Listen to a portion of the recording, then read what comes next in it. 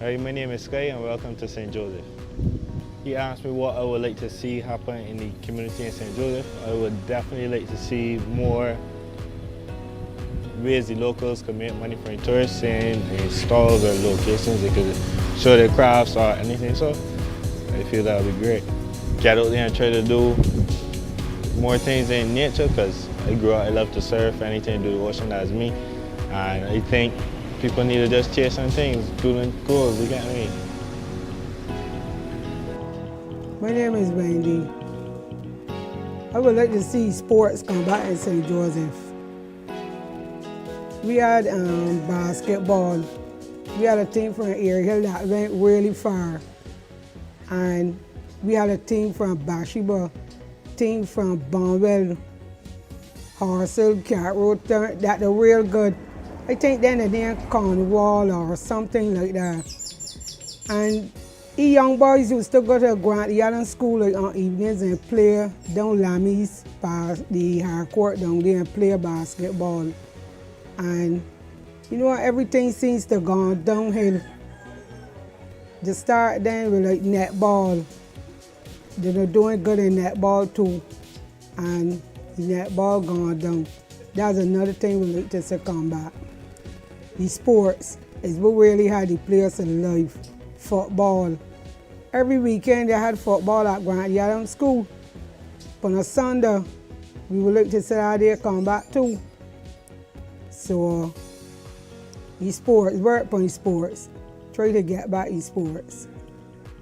The community center is just out there shut up, honestly. They had dressmaking classes. Then you had the cooking and baking classes. That are going good. That they're gone down too. And the facilities there just shut up. I think stove and oven and everything out there. So you just need to like open back up and get it going again. So there's a lot of different things that could be done in St. Joseph. People just gonna come out and start back getting things together and get back friendly neighborhood going again. I'm more into my trees. I was a budding and a grafter. I'm more into doing trees and thing plants and mango trees and pear trees and what's not. That's my end. So even like if a course of that like had to come out and my like getting involved and teach the younger people. Cause I was saying that people need trees. And mostly grafted trees that they want, cause you know them got the last space, so they want more smaller trees to plant around the house and so forth. So basically that's what it is. Friendly neighborhood, get back to everything will run smooth. Right there, so you're gonna there, but you think there so too. You see youngsters out there scrimmaging, women doing the glee, but hard court on there. You got games going on there, people can't build a pavilion for them people, and everybody good here for the evening and socialize and play basketball, who's play cricket, football, whatever. And that was St. Joseph want right now. We got a pavilion out there that is just door side, nothing rotten down. We want repairs. We got youngsters that are willing to play the sport, but they ain't got nowhere to play.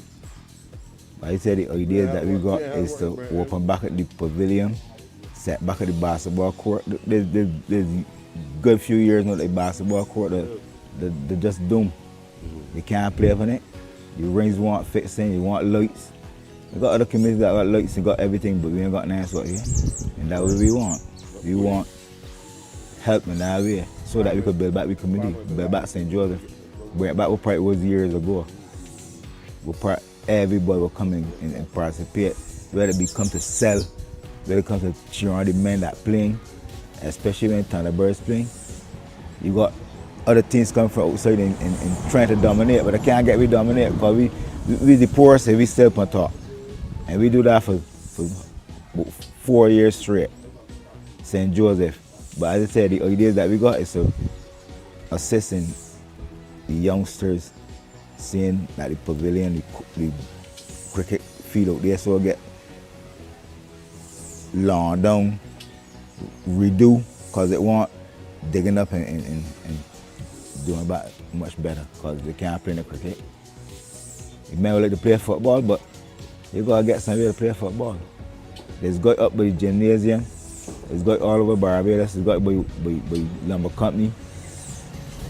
Got youngsters that can play football, may not come from nothing to something that live in St. Joseph, but you just need the help. The format that I had years ago, as I said, I had elders that used to come that love the sport and make sure that the things happen. They will go to the YMCA, get the official documents and whatever that they got to deal with. Then they will come together, from district to district, from Lamens, Parks Road, Branchbury, Bathsheba, name it, what part of the north that got basketballers, and just bring everybody together. And they will got, on a Sunday, they will got 5 and 6 games going on one time. Then as soon as one game done, one finish, another one start. That was to build the community, but you ain't got nothing so no. Just the facility that you want. Having the facilities in the community will bring back everybody together in St. Joseph, St. Michael, all over, because it's a community thing. Because we gathering, but then we make people gather back again. If you got the facilities for the people to play the basketball, play the sports, play football, play cricket, play tennis. We had some top tennis men here too. I think out here was the sporting ground. St. Joseph was the sporting ground.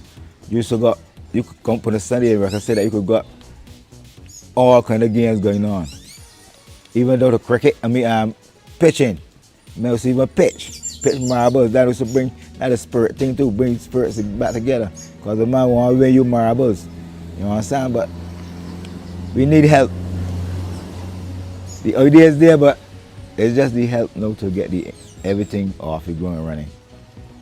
Right, there's a lot of ideas. You got land that you could work up and plant food. You got men in the community that are willing to do this thing because that would be they love that. Farming, doing things, making their own money. They ain't got to depend on nobody. Just give you the land and help boost the economy same way too, because you don't got to go outside and burn the food stuff and you got growing here locally. And then things that we as black people got to come away from. Going out looking for things we got right here. So right here and we own country and we gotta go. We got land. If you walk from here now, you can see the land that just there. Bare bush. That you make it work up. You could put if they want water, go into water authority and get some water the same way too and work the land. Get the food growing, make things happen, chicken pens, whatever they want to do. Because they got the land, they got the space, they got the room. But it's just that they need the help. And that's my idea. That will bring back community spirit too. Because years ago, the old people used to work together and build a stronger nation, that I will tell you. But if you got the people divided, it ain't gonna happen. But to make it happen for St. Joseph, give us some land, give us a facility to bring the youngsters back together, and St. Joseph be back where it was back in the days. That's it. Got too much people in the community right now for the community to be said they don't want netball, cricket, basketball, football. And right now we like some help boosting it too. For other people. All help in different ways, with coaching, practical. We'll help buy some balls and different things, help boost back the community.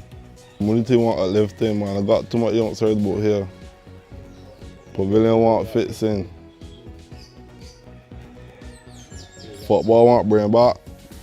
Cricket, netball. Spirit in community day. They can't activity at all. Can't get no sport, nah, so it shouldn't be so. Too much young people live out here. Years ago, you had a man like Reverend Clark at St. Anne's Church. He was the Reverend. He used to have some of the best fairs at St. Anne's Church. People from all St. Michael, St. George, all over come to St. Anne's Fair. And we used to have a robust time down there. no problems, nothing. So we had St. Anne's Church had one of the best fairs in the parish of St. Joseph over the years. I would like to see something like that come back again. Yeah, and some street fairs. Young people like some street fairs, for sure. I would like to see more player parks throughout the community. And like more gardening with real flowers. Yeah, that's my idea for this community. Sports is business in any community, though. Sport is bringing business, make things happen, bringing people from one neighborhood, from other areas, and businesses happen, drinks to sell, all kinds of things to sell, everybody eat, though. Sport is business. There is sporting community in St. Joseph, and it's no sports not playing on the here no more. No sports, none. No tennis, football, no cricket, because the Man City cricket pitch dead, cricket dead. Basketball, all the professionals out there, and nothing on using them. Professionals out there, rattling down now. Rattling down. The first feeling about it was light split was out here in a private map on them. We have competitions, enough people, you know what I mean, man got enough bulls in the pen, you get a little fight, a little scratch here. But that's natural though. Sports is business here, big man. Sports business. We want the Thunderbirds is a big top team, went all over the island and do what how to do. Thunderbirds put St. George on the map. In basketball, me. Yeah, bring together the who of St. George. Hello everyone, my name is Nikita Holder and I'm a proud Josephine. In 2018, it would have been the parish ambassador for St. Joseph, and through that program, not only did I gain more experience and more exposure, but we got to see different sides of St. Joseph and honestly walk through the parish and see what we needed to do in order to improve the area and also to make St. Joseph more vibrant and more alive.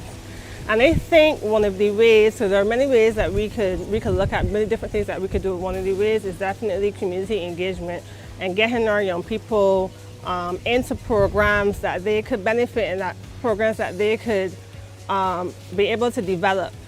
I think, you know, it's okay to ask persons, whether you're involved in sports or the arts, to come out, to join clubs, to come out and do things in our community, but we have to have some kind of incentives. May not be every single time, but sometimes something that is makes it attractive for persons to want to be involved. And we see all the violence that is happening, all the things that are happening with our young people, and I'm saying that if we could just get more involved, encourage our young people or our residents to be more involved, we could help them in some way, in a more effective way, in a more creative way. I am an artist. I study theatre and film. I just actually completed a show in February at Daphne Joseph Hackett Theatre, and I love to teach, teaching drama, teaching young people. I think the unfortunate thing right now is that I don't have a space, and finding a space is quite difficult. And seeing that St. Joseph, we don't really have as much opportunities to grow because we don't have the funding, you know, and funding is hard, but if we could just have these spaces, me in particular, I could get out there and I could teach the young people and we could just give them an avenue to express themselves. Theatre is a way in which we can engage and be, you know, creative, and it could open avenues, you know, not only in the arts, but in the sports as well, but we just need the opportunity, and it starts with getting spaces, it starts with getting funding, you know what I mean? So, yeah.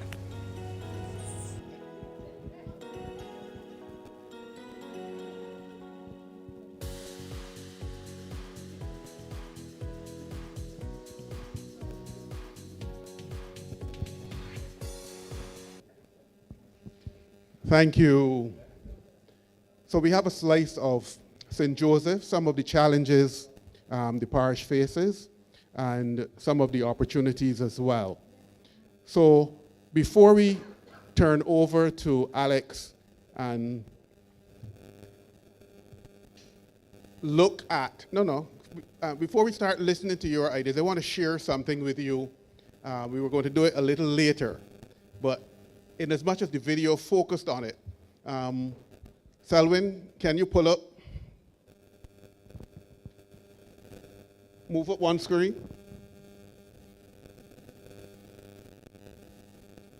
Again. All right. Now, that is the original design for the pavilion here at Lamins. Designed for the topography with facilities for the community, but with bleachers looking toward the hard courts as well as toward the playing field. Now, go to the other photograph for me, please. Move up. Again. Right, pause. And this is the St. Matthias design. And we are at the stage of making a determination of whether we go with the original or if we go with this kind of design. And it's more likely that this is the kind of design that will end up being used, since it is easier to replicate across the country, across communities. And again, it is modular. It allows for a very quick turnaround in construction. So this is just my way of making sure that you understand that, well, yes, there are challenges related to the existing facilities. There are also plans well in place to begin to provide the kind of facility that will allow for the rebuilding of some of the sports that, according to the residents who spoke in the video, you want to see more of. So at this stage, I'll now let the moderators take control, and we'll go from here. Thank you. Okay, thanks so much, Roy. And good night to everyone. I want to say a special good night to the residents of St. Joseph. Good night to the MP for the area, the Attorney General, the Honorable Dale Marshall, members of Cabinet. I'd like to welcome you all to the St. Joseph editions of the Ideas Forum. So, not going to spend too long. My name is Alex Donks. I'm the Prime Minister's Press Secretary to my right. I'll let him introduce himself, even though I know you may be familiar. You may be familiar with the voice, but not the face. You know what Marvin say? What's the song? Remember the name. But not the face. Yeah, good night, everyone. A pleasure to be in St. Joseph. Looking forward to hear the many ideas that you will have. And as we often suggest, let us think them through and see how they can bring the most results for the people that you are putting forward the idea for and the solution for, and also how you can best fit it in to the community in St. Joseph and to the wider Barbados. So a pleasure to be here. We want to hear from you. So we look forward to hearing the many ideas coming from St. Joseph. Yeah, thanks a lot, Tahir. So at this point, I will welcome the first speaker. I have a Kevin Codrington. So Kevin, I'll ask you just to join us at the front. There's a microphone here for the speakers, so just come to share your ideas.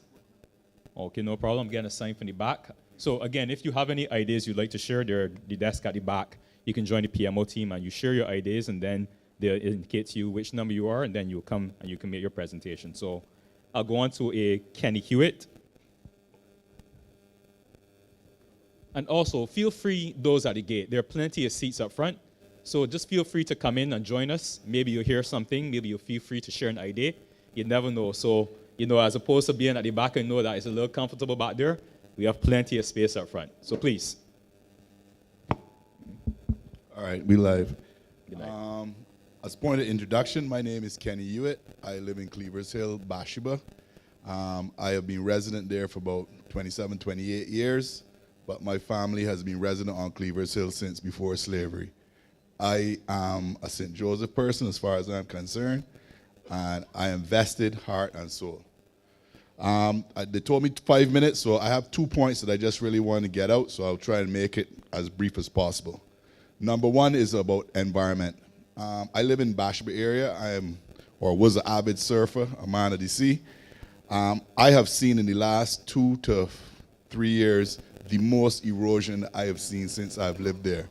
If you're driving along the East Coast, there are actually points where at the fuller tides in the year, you're about 20 feet away. The sea is now about 20 feet away from the sea. If you go down into the Bathsheba area, down by the park area, down by where Dinah would be, you will notice that before there used to be 2 rows of coconut trees planted. The last row is now toppling, okay? Now, I don't know how the ocean works. The coconut trees slow down things, okay? But once that is gone, the sea just needs access in, and it can undermine 10, 15 feet in one good night. Simple as that. So my first recommendation is to look at the ability between NCC, Coastal, and us in the community. How can we plant 2 more rows of coconut trees immediately? You want the trees to get to a certain size so the roots are complex enough. It ain't gonna stop it, but to slow things down. Because when they're there, what would take them years to erode, if they're not there, can erode in a night. It's a simple fact to that, okay? Sticking on environment, I got serious problems with litter and the way Bajans deal with litter. We are, me included, everybody, I use the word Bajans, we pretty nasty. We put garbage anywhere as long as it's not around our house and things like that. A few years ago, we were doing a beach cleanup. Hard work, community effort, well done. I come down the beach the next week and I see Pampers sticking to the rocks and all sort of things. Why are you done with that, all right? I want to see signage about littering. I want to see proper garbage cans and whatnot there. I want a regular collection. I mean, we all want this for all of us, but I'm speaking specifically in the Bathsheba area, which is a showcase of Barbados, okay? Those are things I would like to see action on immediately, okay? And then in general, public education all over from primary school right up to us and our environment, because that's all we have. The tourists could come or go, we live here, and that's our environment. All right, I'm moving quick. All right, well, they told me 5 minutes, I had 2 points. The other point for me is, Bathsheba is currently a place where people pass through, okay? I feel 90% of people that go on an island tour or tour around Barbados pass through Bathsheba. My real vision is to try to make Bathsheba, where I live and where I come from, a destination, okay? Oysters right now in Barbados is a destination. When they get on the plane in England or get on the plane in Canada, Oysters is penciled in for Friday night to go and get some Bajan culture and whatnot. Now, I'm not looking to replicate Oysters in no way, means, or form. Oysters is Oysters. But I would like Bathsheba to become a destination. How do we make a place a destination? In all my travels, I would give an interesting one. There's a place in Martinique called Diamant. Diamant is in the middle of nowhere and it's just a field by the ocean. Diamant has cars pulling up, people getting out, walking around. Why? They have a story and they have signage about the story. Okay? A very big activity happened in Diamant with slaves, with a slave boat coming to shore. At the time, Martinique did not have slavery. They did not know what to do with the slaves. There's a mound going along, but the whole story is like 6 heads because the male slaves were tied in 6s. Anyway, enough of that. Bathsheba got enough story. We got Amerindians. We got railway. We got surfing. We got fishing. My vision is seeing something similar like Diamant up by Hillcrest, explaining the Amerindian heritage. Down by Tent Bay, explaining fishing. Over by Dinah's, explaining the railroad.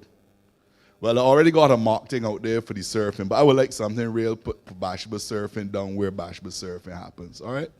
Now, my reason for this is you want people to stop. You want them to get out.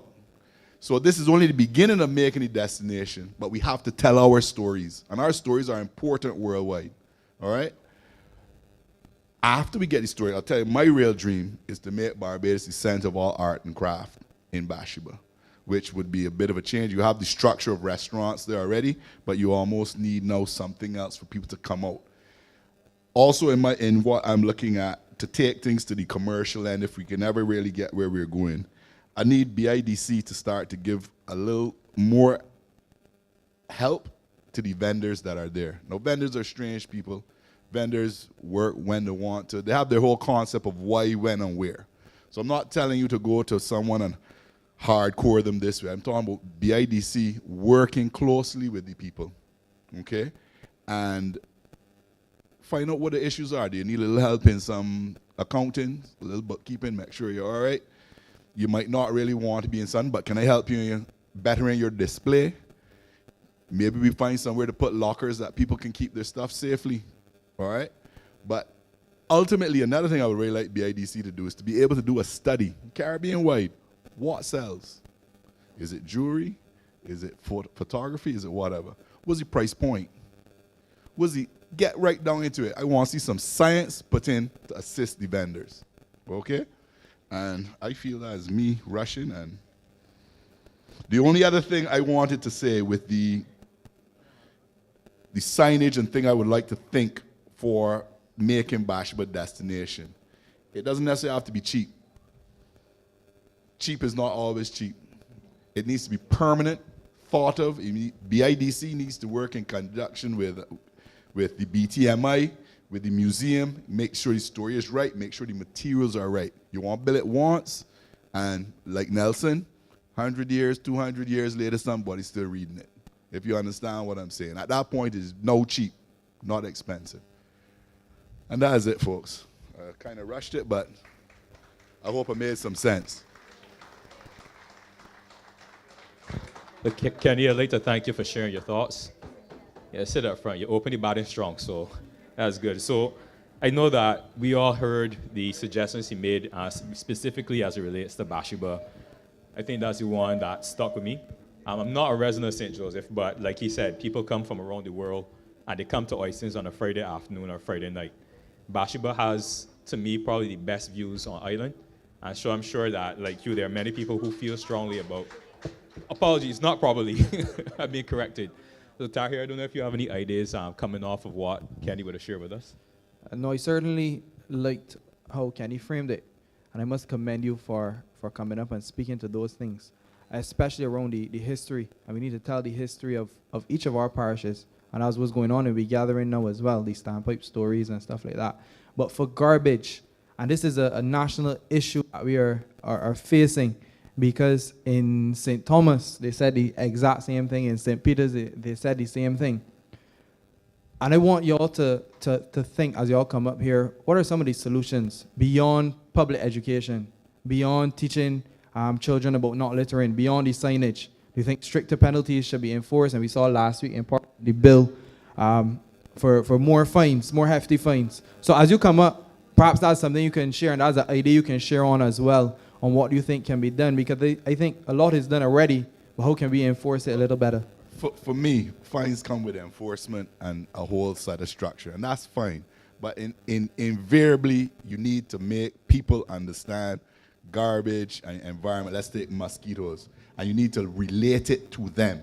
My man, you drop that snow cone cup there, that is the mosquito that bite my grandmother, that got me down by, you get what I'm saying? People are vested in a selfish way, that's how we are. But all the fines and all that are not going to do it. We need, one, it needs to be pounded into the children. No, you need to come through primary school and know that literally. Granny, what you doing? Well, uncle, you ready through that there? You need that direct pressure, but that must be ingrained. That's called education.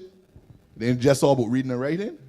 And those are the sort of things we as a people need to understand, that the environment is us. That garbage I dump in the gully, when the rain fall, cause granny house to flood. Oh Lord, the government need to do something. What do you mean the government need to do? You do it. You need to solve it. That's all of us, as far as I am concerned. This garbage thing, this ain't easy. Bam, straight in the primary schools. I tell you, a proper program, 5 years, and the whole place is different. This is what I go to country. You can't find garbage in Japan.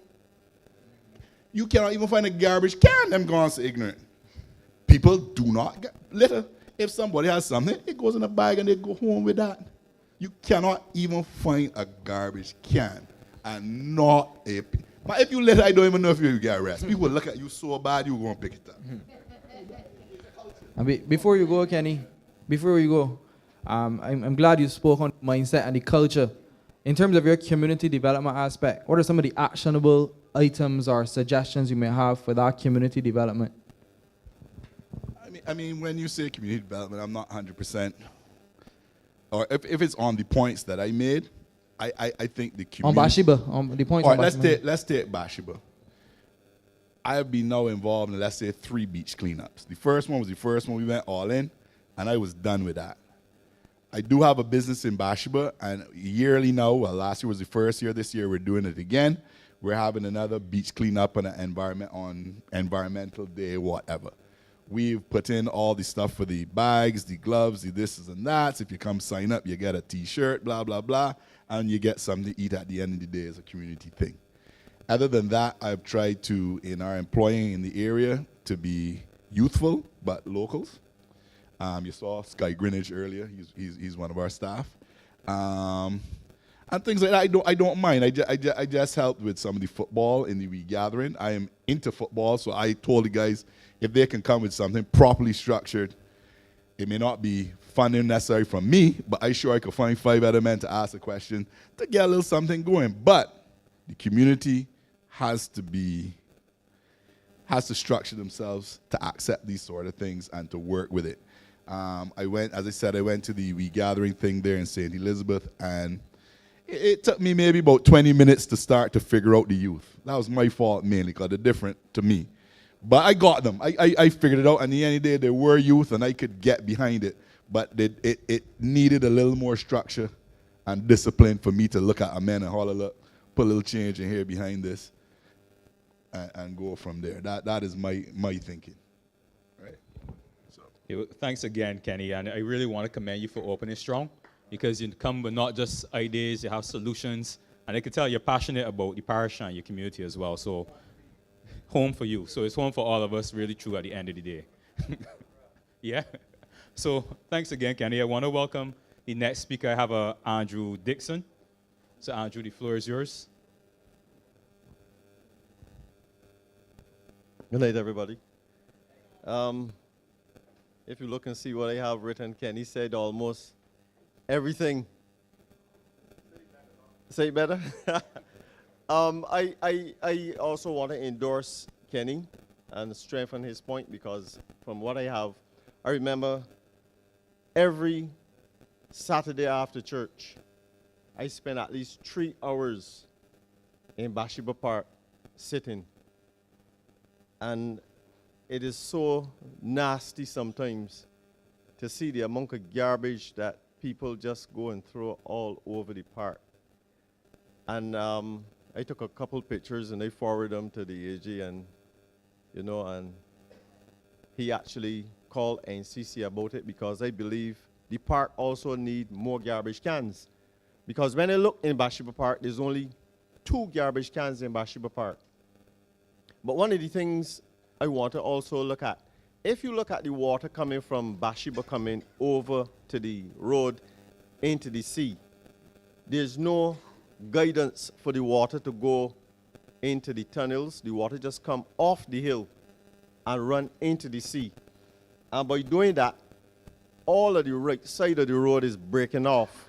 So what you're actually having is a lot of corrosion on the right side due to the water. So my suggestion is that we look to see how we can build, not a sidewalk, because I don't think a sidewalk will be adequate for that side, but it's something, not even a gutter, what you call the slip and curb thing, where you just put that little slip and curb, so you will divert the water from going over to the pasture, and it will just go into the gutter then, and stop the right side of the road from falling over.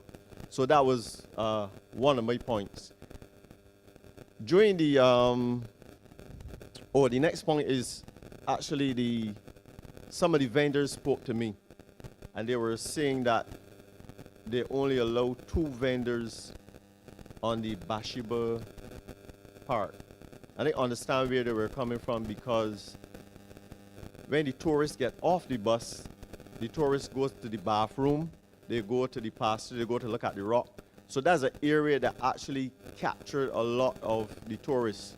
So I think what we have to do is to provide more stalls, or provide stalls somewhere along the coastline, along the sea, so that the vendors, and we can increase the vendors, because some of the craft the young people showing me They look really nice.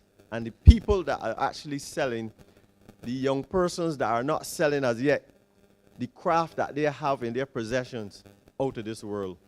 Beautiful. And I think we have to give the youngsters the opportunity to actually showcase their talent and allow them to also make some money. And that was one. The next one is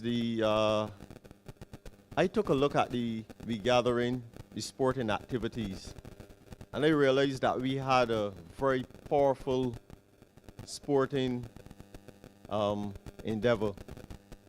And I want to suggest that we continue yearly or next year with the same vein where we bring out all of the youngsters. I saw some 8, 9, and 10-year-old boys playing against 16, 17 big men. I mean, I seriously, young fellas, and if I had a thought that the youngsters, I was writing them off, I had to take that back. Because the youngsters were actually anxious about doing something positive. And I like that to see the youngsters actually came out, and the football went all the way till 12 o'clock. And not one youngster left from the football field. So I want to suggest that we continue. I don't know if the government will be willing to sponsor the same or a portion of the funding to continue some of the activities that we held through the regathering to actually continue in April. Some people will speak about other events, but one of the events I want to speak about is the sporting activities. If we can continue, because I realized that the guy that was actually on the clip was actually speaking about sporting activities. Sports can actually bring positivity back to the community. The only thing I think we didn't had in our regathering is netball. And I had actually 2 netball teams in Bathsheba. And if you see the people come out to Grantley Adams and Bathsheba to just watch sporting activities, and I don't think we record one incident that will cause people to be fearful or not come out. So I felt good to see the older people coming out with the benches, again, coming out of COVID, and watching these sporting activities. So I want that we, Mr. AG, that we will continue to have some sponsorship. And I prefer if the government can start it off, and then we can seek private sponsorship. But if the government can, through the Sports Council, can actually sponsor the football, the basketball, and we must include the netball, because there are a lot of women and young girls in St. Joseph who can play netball, and I think from my experience, I know a lot of men like to watch the girls playing netball. So I mean, the guys come out and they feel relaxed watching the girls play netball, and the girls know that the guys playing netballs, watching the netball, so they can play a better netball. So I want to actually see the sporting activity. Last year, I asked the Prime Minister for Grantley Adams so that we can play basketball.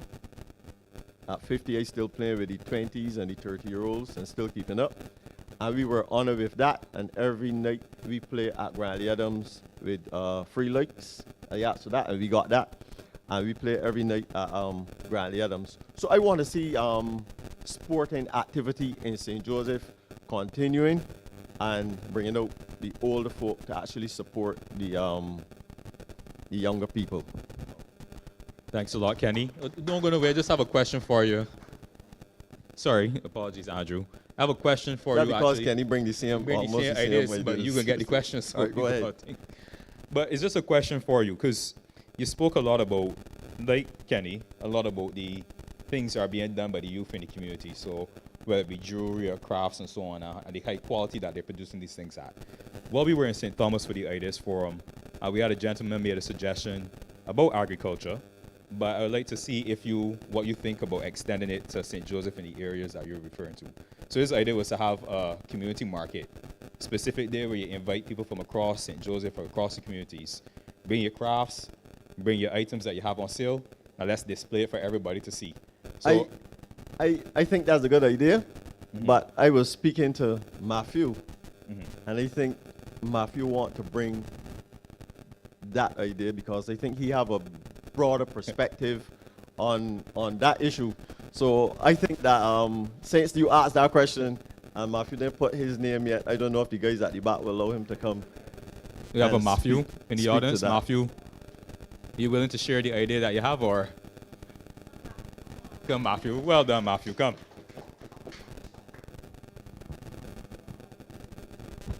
All right, way to put me on the spot, Mr. Dixon. Good night, all. My name is Matthew Hinkson, and I am the chairperson for the Gathering for St. Joseph. I would say that, first off, thank you to the governor of Barbados for allowing us to put on such an event. I think it was tremendously executed by the team.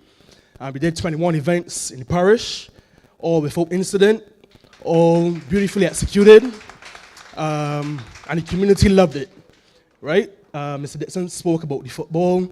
We haven't had football to that extent in St. Joseph in over 10 years. So the same little boys, 8-year-olds, 10-year-olds, growing up, playing little scrimmage on the beach or what's not, but not having the opportunity to showcase their highlight to that extent. It was really beautiful to watch. As it pertains to what was just mentioned in terms of the marketplace, we were actually discussing it earlier today, where when we had one of our annual events, which is the kite flying in Paris Hill, we had probably over 600 or 700 people there, right? One of the biggest crowds that we've had in a while, probably due to the gathering. But in looking over to the left side, and you see the sugar factory, Andrew's Sugar Factory. It has been basically desolate in I don't know how much years now, right? And we believe that that space can be repurposed to be somewhat of a marketplace for the parish of St. Joseph. Similar to how you have Hayman's down the road, you have something similarly in Brighton, right? Something could be done in that same spot. All it needs to be is cleared away. We have enough vendors within the parish. We have a whole list now of 21 vendors or so that, from food to arts and craft to selling their own chicken, pig, whatever. You have a whole host of persons who are ready and able and willing to highlight and show their products. So that's one of the ideas that we would like to share. Now that I am up here,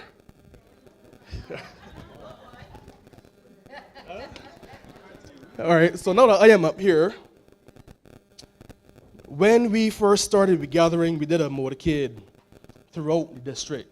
We passed this school, we went to St. Elizabeth School, Grant Adams, St. Joseph was shut down at the time due to cow itch.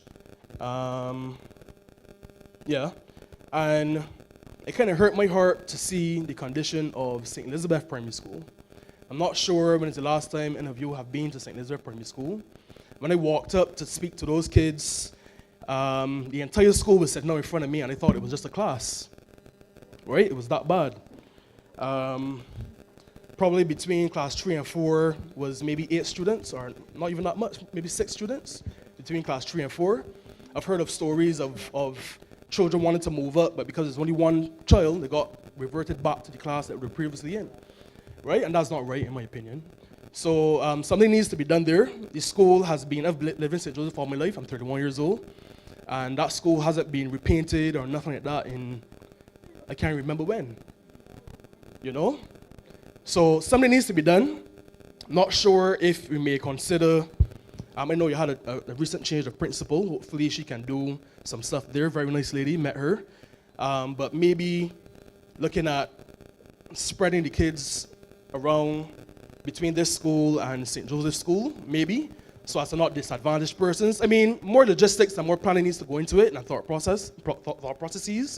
But the fact of the matter is the school needs help, right? External and internal. And looking at these kids, 20 kids for whole school is not, something needs to be done, right? So those are my quick the ideas. Right, so as I said, one suggestion would be to, among those 20 children, you have 2 schools that are going pretty well. Some years ago, this school was supposed to be repurposed, right? Because it was going on a downward projection.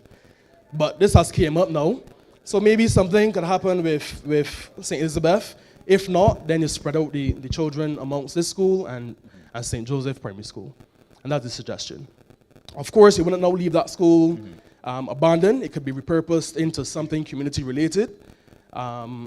If we continue the sporting stuff and culture and that type of stuff, maybe it could be used for something to that effect in order to further enhance the parish. Appreciate your thoughts, Matthew. I heard once you had mentioned these schools as well, there was a bit of chatter. So I don't know if that's positive or negative, but at the same time, I want to tell you I appreciate you sharing the idea. Because even if you may agree or not agree with it, what it's doing is promoting thoughts in your head as to how we can start to address some of the things that are brought up.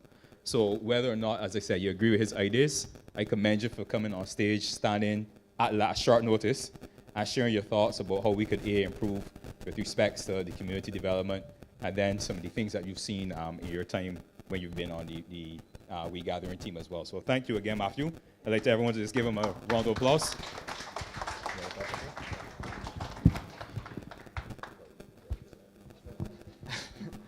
I want to commend Kenny, Andrew, and Matthew as well. And speaking to the Attorney General and the MP for the area, if it's one thing that we've realized with the crime situation in the country, and a lot of people speak to it and say there's not much structured sporting activities or cultural activities like before. The men can just go and kick a little football, a little scrimmage, men can just play basketball by themselves. But I throw that to Kenny, Andrew, and Matthew. How can you come together? I know they have Mr. Vaughan, they still got, you said, Joseph Cultural Cricket Team? Or just St. John Cultural? They have St. Joseph Cultural as well. So you got the cricket team that does pretty well in second division and I think intermediate. You have the Bathsheba and BCL. How can you come together, put your heads together and come up with a football team? Because as you're saying, they have lots of talented young footballers in the community.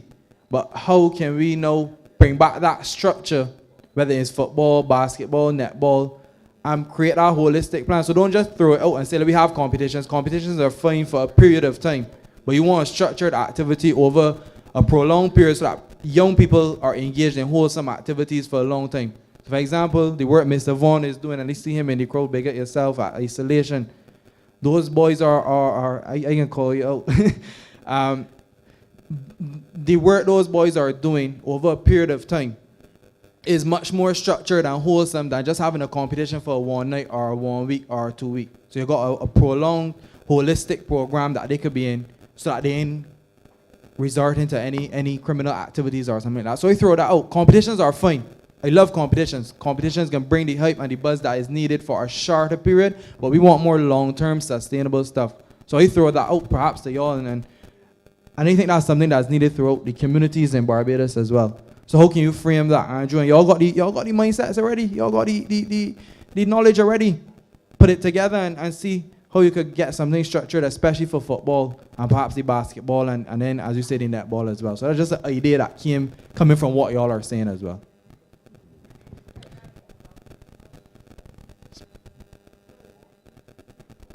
Yeah, come to the mic. Yeah, I just want to encourage you as well. I know that you have the structure if you're having your ideas, you go into the table in the back. But the youngsters that just came in, right on cue, I just invite you, they're seated at the front.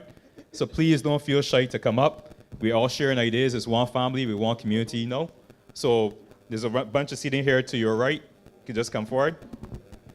Thank you very much. And as I was saying, yes, we have a structure. Welcome.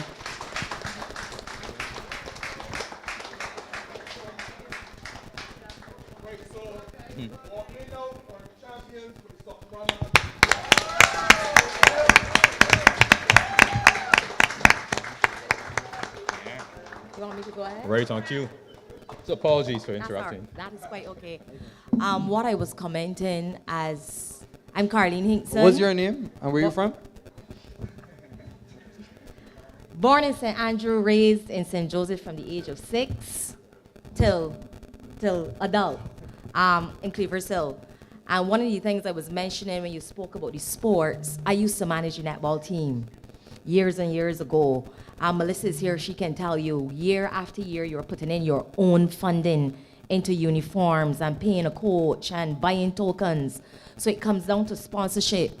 I know this guy here, he used to train the football team.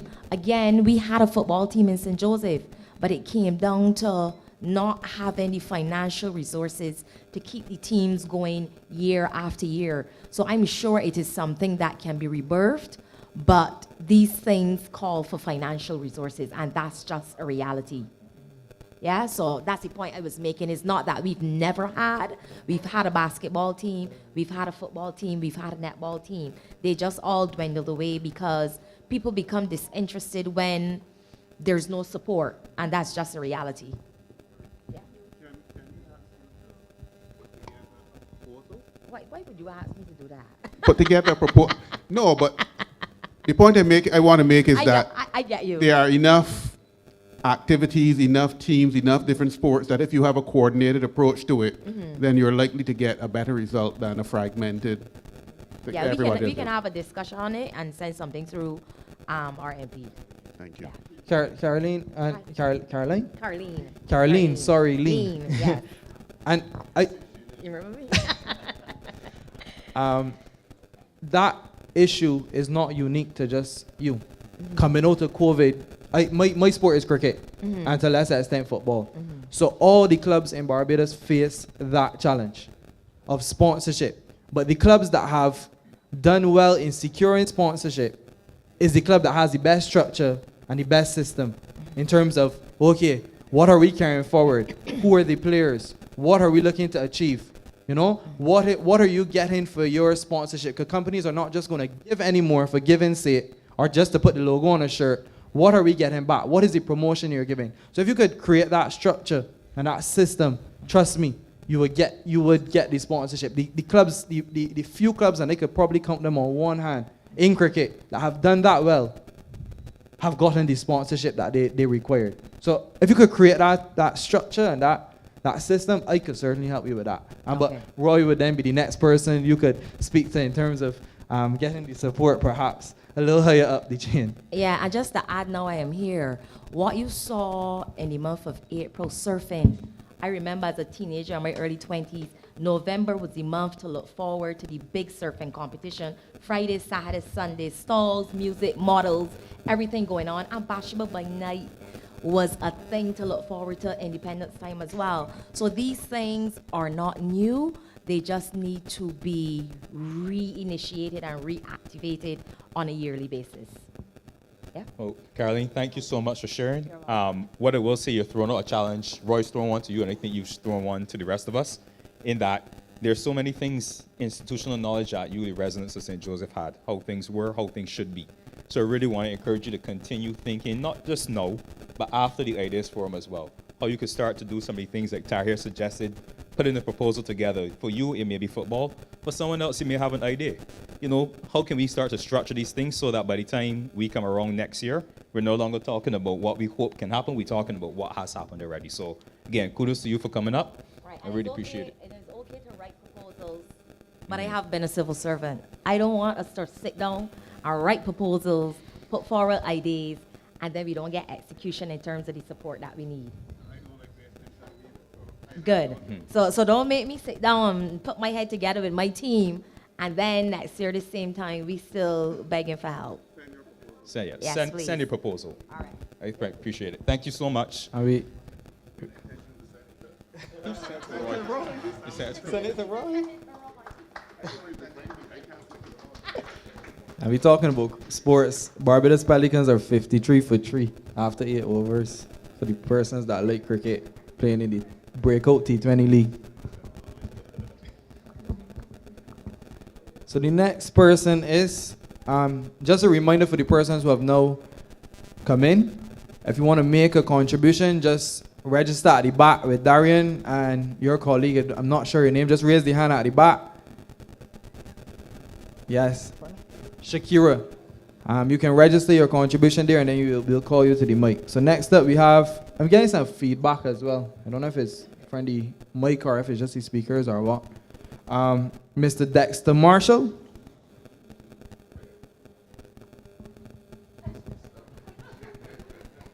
Just say where you're from, Dex. I think everybody knows where you're from, but.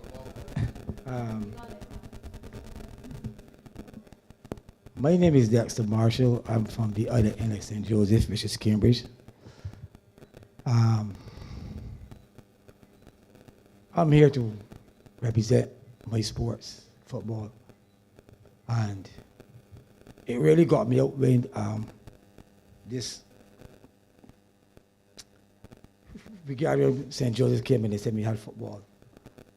And I was working with Lamis football players. Started 4 years ago.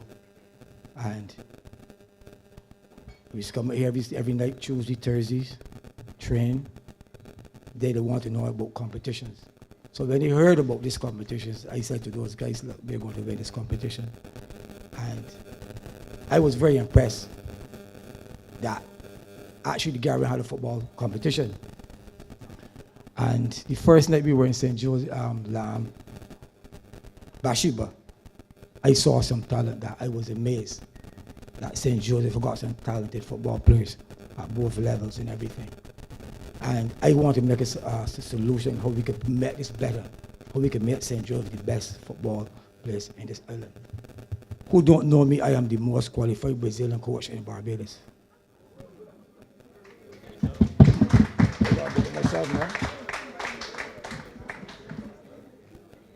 I have a big contract in Brazil with a Brazilian company who's looking for Barbadians talented players. And my solution for St. Joseph is that I would love to see an inter-parish competition where as a professional scout and an agent, I could go around St. Joseph and look at the best players, put them in a better program where that I could call on my scouts from Brazil to look at our talent in St. Joseph. As I speak, St. Joseph have the best footballer in the island. He's right here in this film. Just like to welcome the Prime Minister, the Honorable Miramar Motley, joining us. 11 p.m.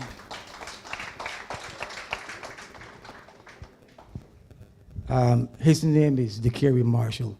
He's of Comamaran. He's 14 years old. 15. I can give you the history of what he wanted to do in St. Joseph. He was spotted in 2019 when he was 9 years old by the partner I have in Brazil. And we had over 60 kids at Harrison College. And he was doing a lot of Brazilian training. And he said to me, "That's how old is that youngster there?" I said, he's only 9. He said, "No, that can't be true." I asked, "Why?" He said, "Look, every Brazilian drill I do, he's doing it better than anybody else." So I started to laugh. He asked me why I laugh. I said, "Because that's my son." And this is what he said to me, "Dexter, at that age, he's too gifted to be in Barbados. We need to get him into Brazil." COVID came 2020, shut down everything. And last year, it started. At 14, he went straight to the professional team. He didn't even go to the youth academy. He trained with the professional team all summer. He went back in December to do pre-season training. The club technical staff said, "Dexter, your son has the ability to become one of the best players in the world." You need to clap for that. He's Beijing.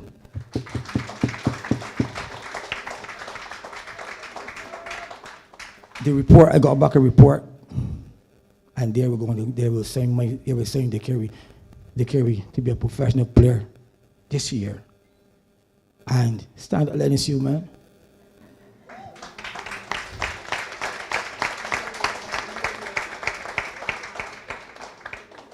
Mr. Marshall, he's a Comamaran.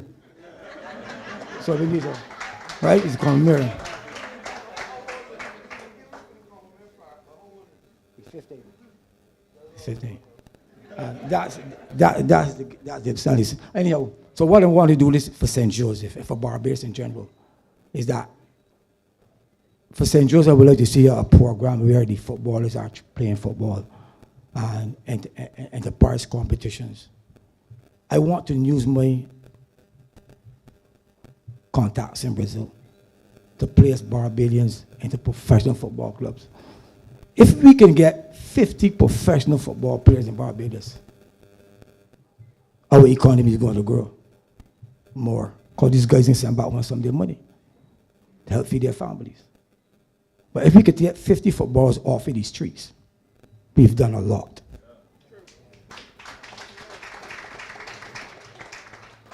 There's no way that we can stand here and let the subcultures determine where our children's future is going to be.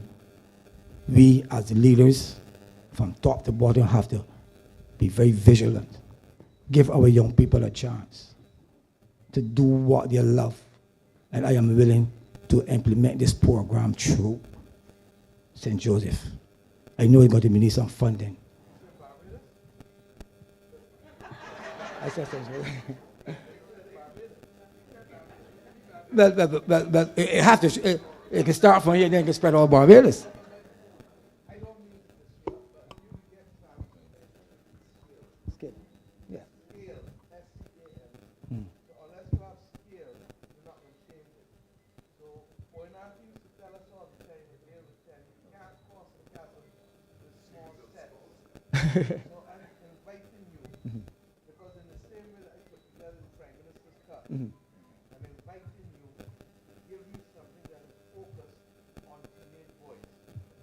But yes, ma'am.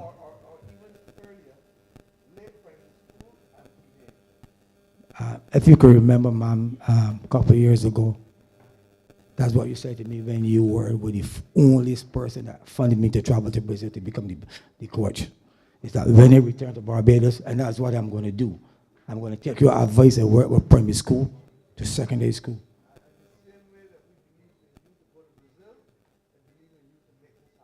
In the name of Jesus.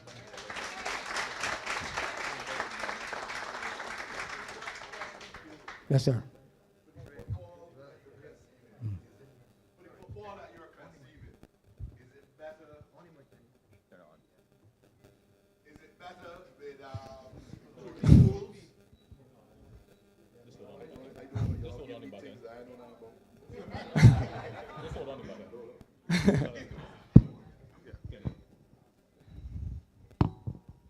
In your vision, is it better through the schools, or are you looking for outside the school club setup? I prefer the premise. I prefer the schools. Okay, in my thinking, I like the schools because the schools already have a semblance of discipline. Yes. A lot of them have at least somewhere to play on and whatnot. Yes. I had been in contact, I can't remember who, the Rasta guy that invited, I had sponsored some of the football for the regathering. I can't remember the name of the guy that called me. Lavi, right. But I had told him I could be interested in myself on trying to get a few more people together, but y'all have to come with a program. In other words, what we did at the St. Elizabeth School was fine. That was fun. I had a good time. That is not, that, what you talking about is serious business. That's serious business that I want to be dealing with, if you understand what I'm saying. I understand. But y'all have to come with a proper program so that I could look at it and say, yeah, this making sense. And I could go to another man, boss, look at that there, you could put a couple, you understand what I'm saying? Yes, I understand. All right. Whatever I do it very seriously. So Caroline, you see how it connecting? All the dots connecting? Your homework done already. Good. I love to hear that.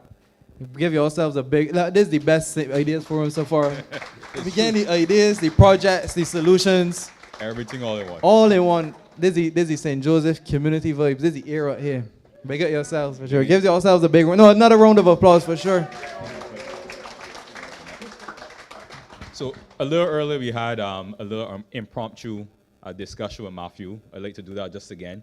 I'm sorry that I'm going to have to ask you, but I see you with the trophies in your hand, young men, so I'm just going to ask you to come up and introduce yourself. And big up yourself, because you're doing some big things. I see your coach as well. Don't be shy. Don't be shy. So say your name. You say your name. Which school you go school at, and which position you play. Or if you don't go to school. Yes. Good night. Good My night. name is Taquan Hinkson. I am the goalkeeper for the team. And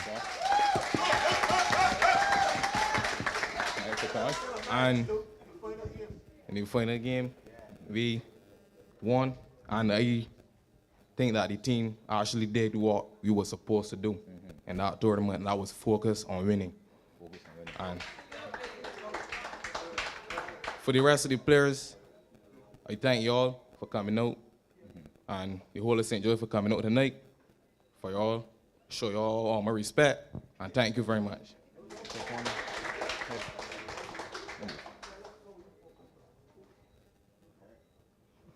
Boy, just focusing on game. For any game, we had to pray, and just went forward from there.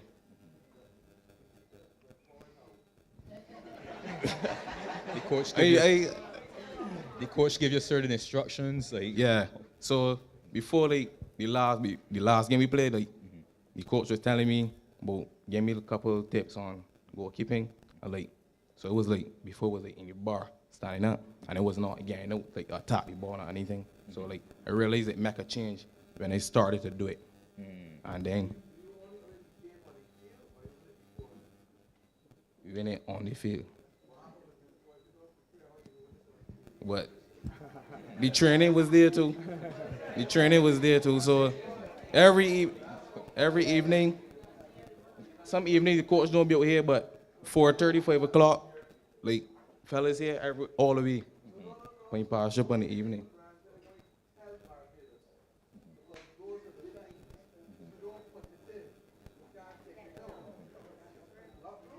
Yeah.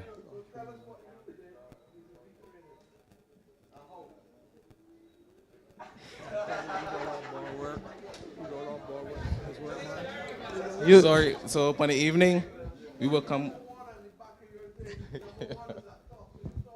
All right. You're the goalkeeper.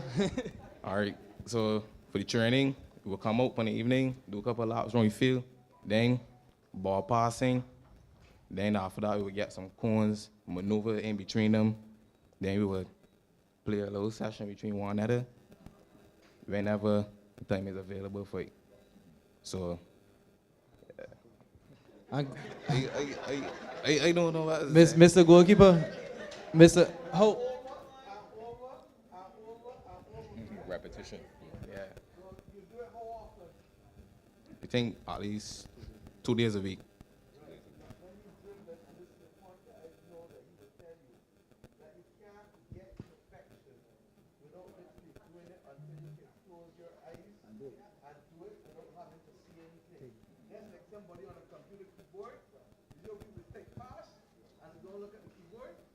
Yes, please. What happens is a lot of times people get tired of training. They had enough. I do that already. That's true. You ain't even start with best musician, best sportsman. Repetition. Yeah, thank you.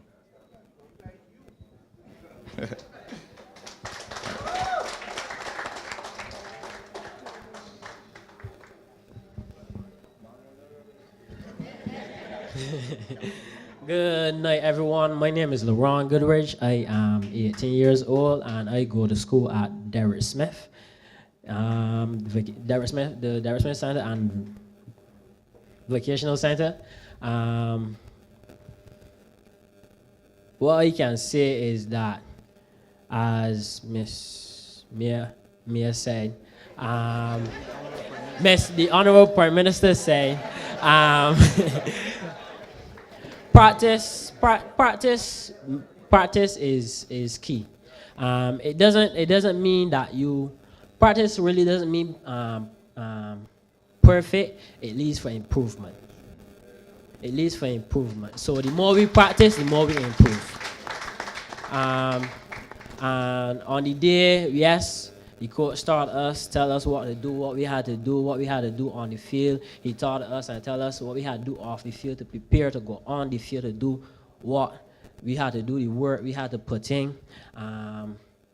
And we prayed.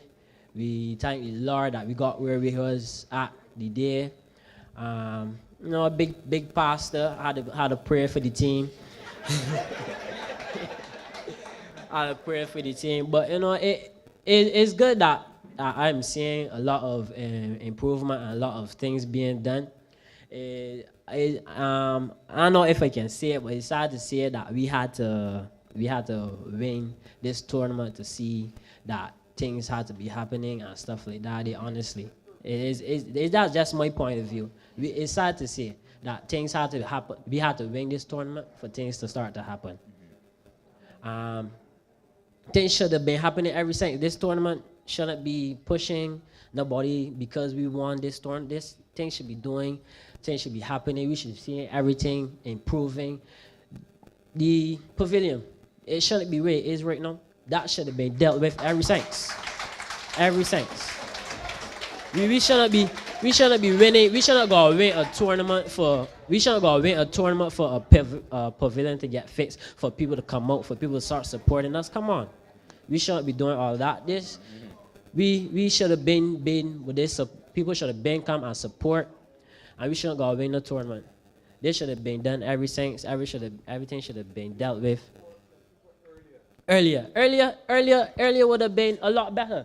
Not know that we win a tournament. I still want it, yes, of course. Now that we are getting support, I would like to see this team go far. I would like to see everybody playing the world, because I would like to do stuff. I would like to get away. I would like to go away. I would like to do all this stuff that the coach is telling us about.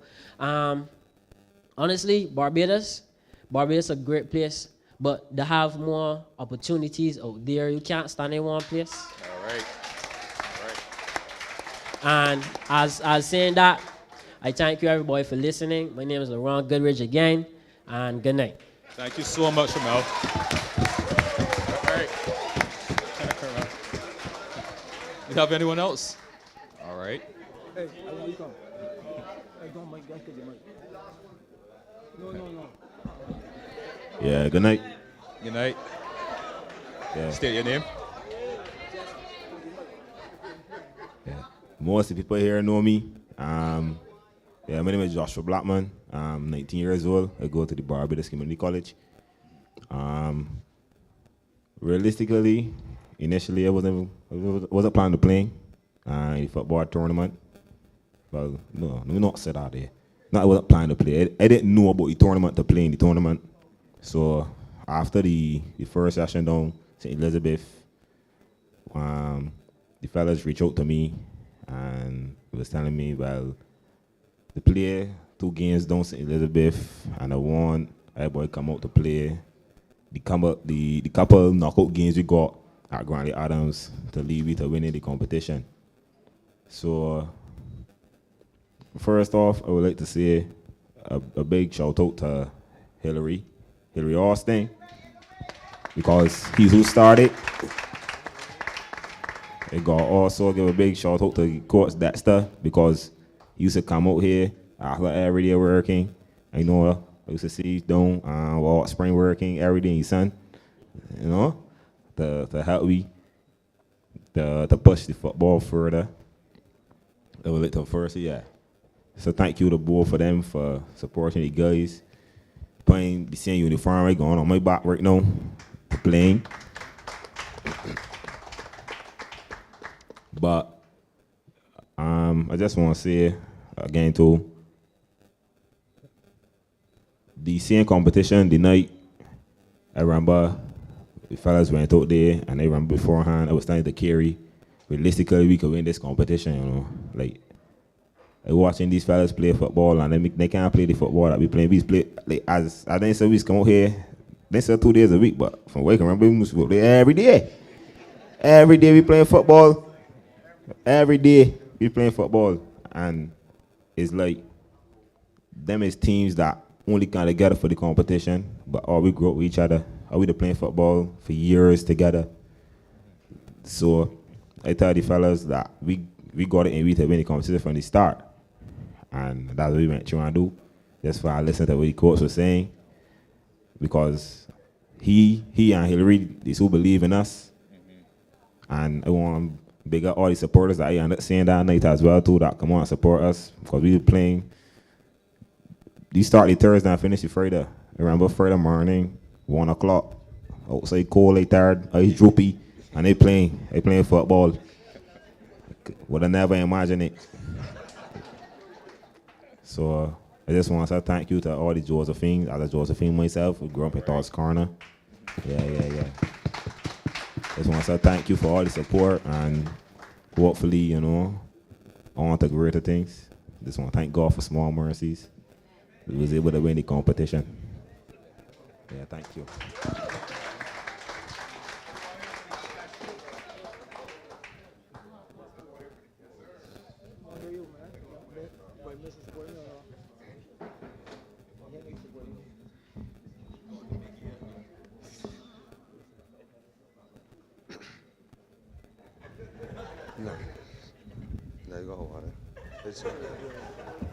Do some jumping jacks or something. Yeah, Pops give you some pressure.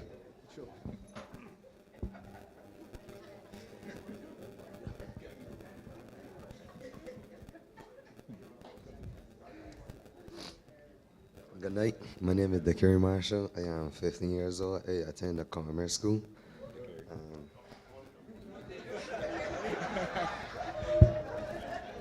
I don't know. Yes. Say that you are going on a professional look.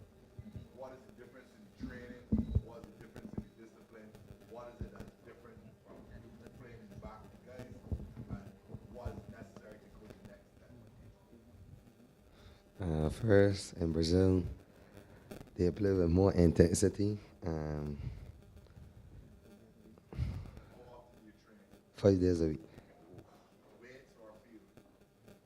Both. Monday, Wednesday, Friday would be field. Tuesday and Thursday would be gym.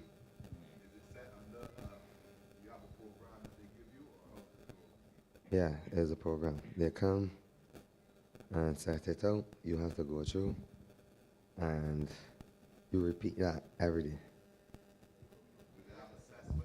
Yes. Weekly. Yeah. Is there a cutoff? If you don't make the standard, do you go? I'm just trying to get Yeah, I know. I met his standards, so I wouldn't know.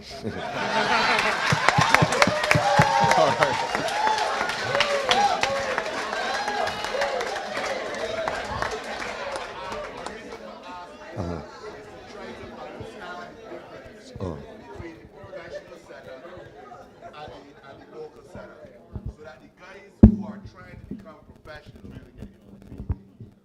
So that the guys who are trying to become professional can see what it is that is required. Because it's not just simply talent. You got a dedication. There's a workout. There's a discipline, actually.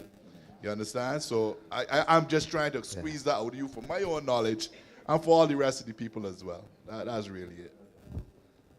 Yeah, so like, as you were saying, it is, you need a certain level for they to not cut you off, because they're looking to make you the best. So if at that point you're not good enough, they're gonna cut you. Any more questions? How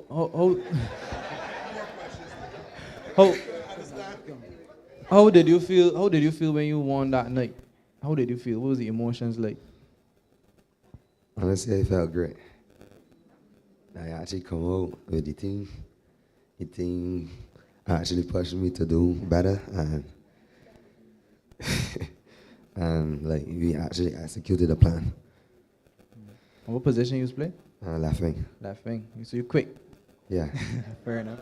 All right, give him a round of applause. So, I see everybody speak except the man with the cup, and he looking at me and saying, "Nah, we want to see the cup.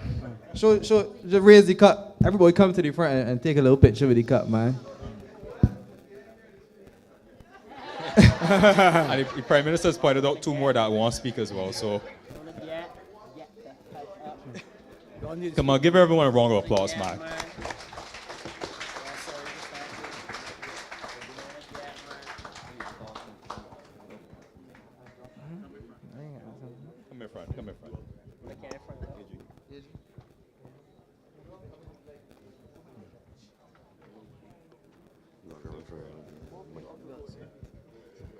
So now we have, come around, don't worry. I can give anyone here, anyone, especially those who have not spoken yet, the opportunity just to share one thing, if you could, with the audience here. You're speaking to the residents of St. Joseph, you're speaking to the country, and we're all proud of the achievements that you've been able to accomplish here. So just one thought that you want to leave with us. I want to hear from somebody I ain't talked yet.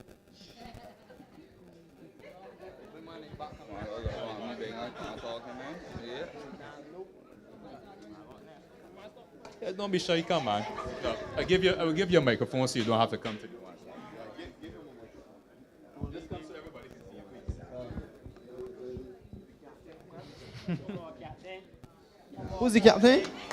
The captain? Captain. Amen. A word. You want me to interview you? You want Alex to interview you then? Like on Premier League?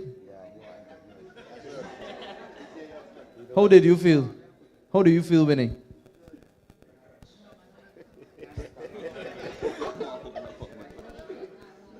I know I talked before already, right? But I come back on again.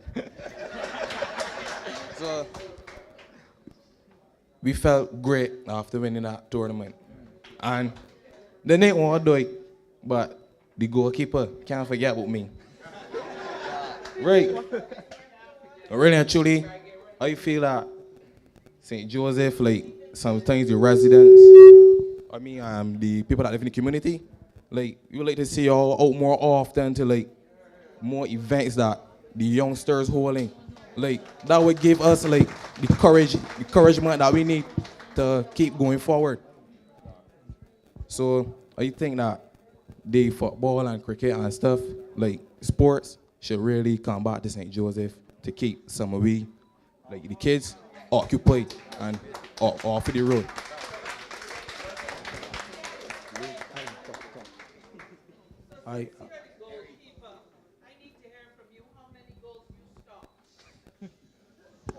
Pressure, boy.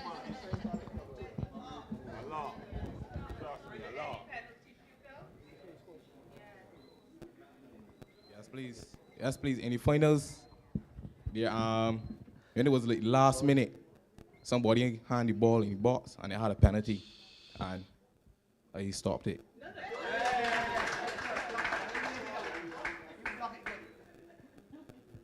Then the first game that we played down Bashiba, it went into penalties too, and the last shot, they saved that too. All right. Is the penalty boss?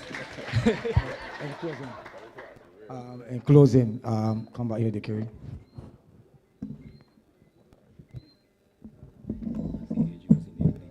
This one is for the Honorable Prime Minister Mayor Motley. It's because of you that I'm standing here with the knowledge that I have. And I want to thank you from the depth of my heart that I didn't become a professional player, but you helped me to gain the knowledge that I could train youngsters, especially my son. I know that he is going to make Barbados proud, very proud. And I'm going to tell you he's one of the most skillful players because the Brazilian said to me, he can become the best. And I am going to go all out to make sure that he make this country proud. And I will hope that, it's a very costly venture. And the only way that we're going to stop is when he become a professional player.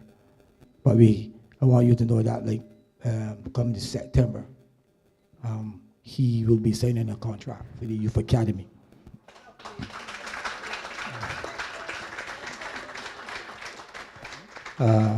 Come January, this is his last year in Barbados. I have to go and live with him because FIFA says that no minor cannot leave a country and go to a professional club unless there is a guardian. And I ain't letting nobody be my guardian, my son guardian in Brazil, but myself. So I will be away for 2 years, and then from there, their hope is to sell him to Europe. So Mr. Prime Minister, you need to help.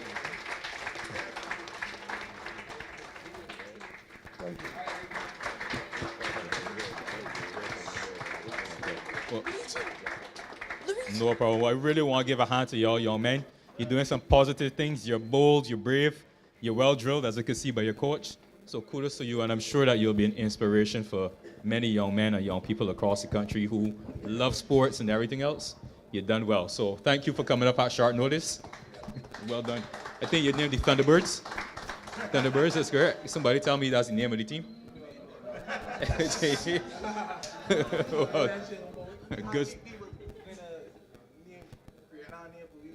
Yeah.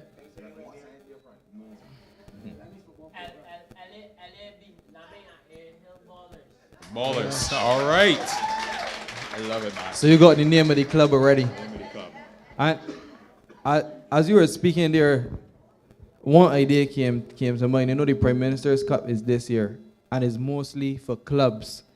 Perhaps a team from St. Joseph can participate in the Prime Minister's Cup where you could get, because there's other footballers that wasn't in the Prime Minister's Cup that they made the cut for a lot of the clubs. So perhaps they can come, more senior footballers can come and play alongside, and they could be a part of the Prime Minister's Cup as well. So that's just an idea throwing out to the organizers of the Prime Minister's Cup, and I look forward to AG, you supporting that and ensuring that we can have a team from St. Joseph's, and that's including the community into the Prime Minister's Cup to close the loop of what we're trying to do in terms of developing the semi-professional leagues through all the sports in Barbados. So I look forward that perhaps could be something that could be taken forward, because as you see, you got the talent here.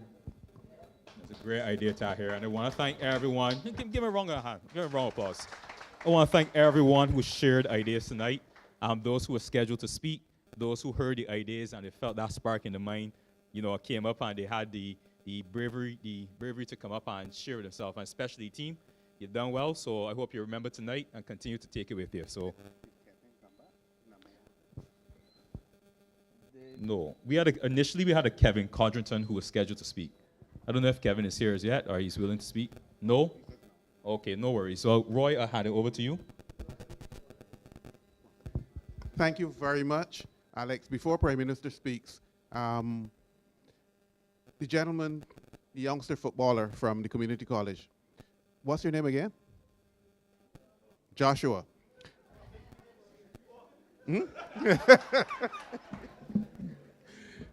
There was something he said that I thought was important because it spoke to community. It wasn't just about sport. It was about community and the sense that the guys play together, they live together, they interact together. It is more than just a football team. I think that's an important message that ought to go out with you tonight.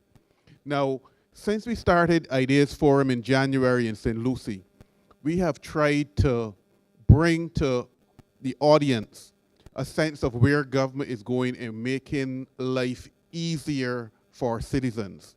And a lot of it has to do with digitization and using technology to make the life of Barbadians a lot easier. Now, one of the departments that for a long time has taken a lot of lashes, and rightly so, has been the Barbados Licensing Authority. And we have been working through the Barbados Licensing Authority and the Barbados Revenue Authority to make life a lot easier for Barbadians.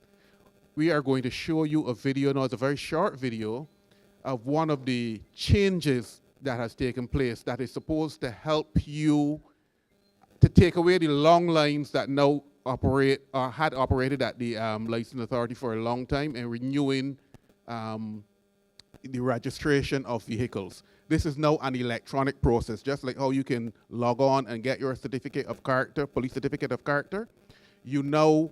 The system is now automated for registering private vehicles. So when you pay your insurance, the information goes from the insurance company straight to the records of the Licensing Authority. When you now log on to the Licensing Authority, you just go through and create an account, put in your information, such as your the VIN number on your vehicle, the registration number and such like, and it tells you, print your registration certificate. You keep it on your phone, the police stops you, you have it there, you have a registered vehicle. You don't leave your house, you don't go to the point, and that's that. The next step is going to come with driver's licenses, but I'm not going to tell you about that tonight. Selwyn, roll the video from Barbados Revenue Authority. Hey Barbados! Renewing your private or commercial vehicle registration got easier and more convenient. Introducing the Digital Vehicle Registration Card. Go to portal.bra.gov.bb to register and download your vehicle registration card online. Here's how. Make sure your vehicle insurance is valid and up to date. Also, have your license plate, chassis, and engine or VIN numbers ready. When on the portal, go to Vehicle Registration Card and select Download or Print. You'll first need to create an account by entering your email address and creating a password for this purpose. Select Taxpayer if you are the legal owner of the vehicle, or Tax Agent if you're doing it on behalf of someone else or for an entity. Next, enter the confirmation code sent to the email address. Then, follow the prompts to complete the account profile registration. You'll be asked to complete information related to the registration type selected. Now you're set up and your account is activated. On your dashboard, go to Vehicle Registration Card and use the form to access the registration card. Enter your license plate, chassis, and engine or VIN numbers. No dashes. Once your insurance information has been submitted by your insurance company and it matches what's in the licensing system, you will receive a digital vehicle registration card. Download it and save it on your phone or print it. That's it. So skip the trip. Ensure your insurance is up to date and access your digital vehicle registration card online, not inline. Visit portal.bra.gov.bb today.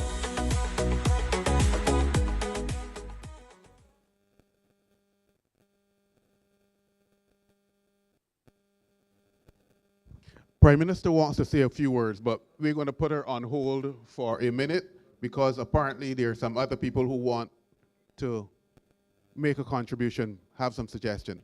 So, Melissa? Is Melissa the only one, or is there somebody else after Melissa? Natasha? Latasha?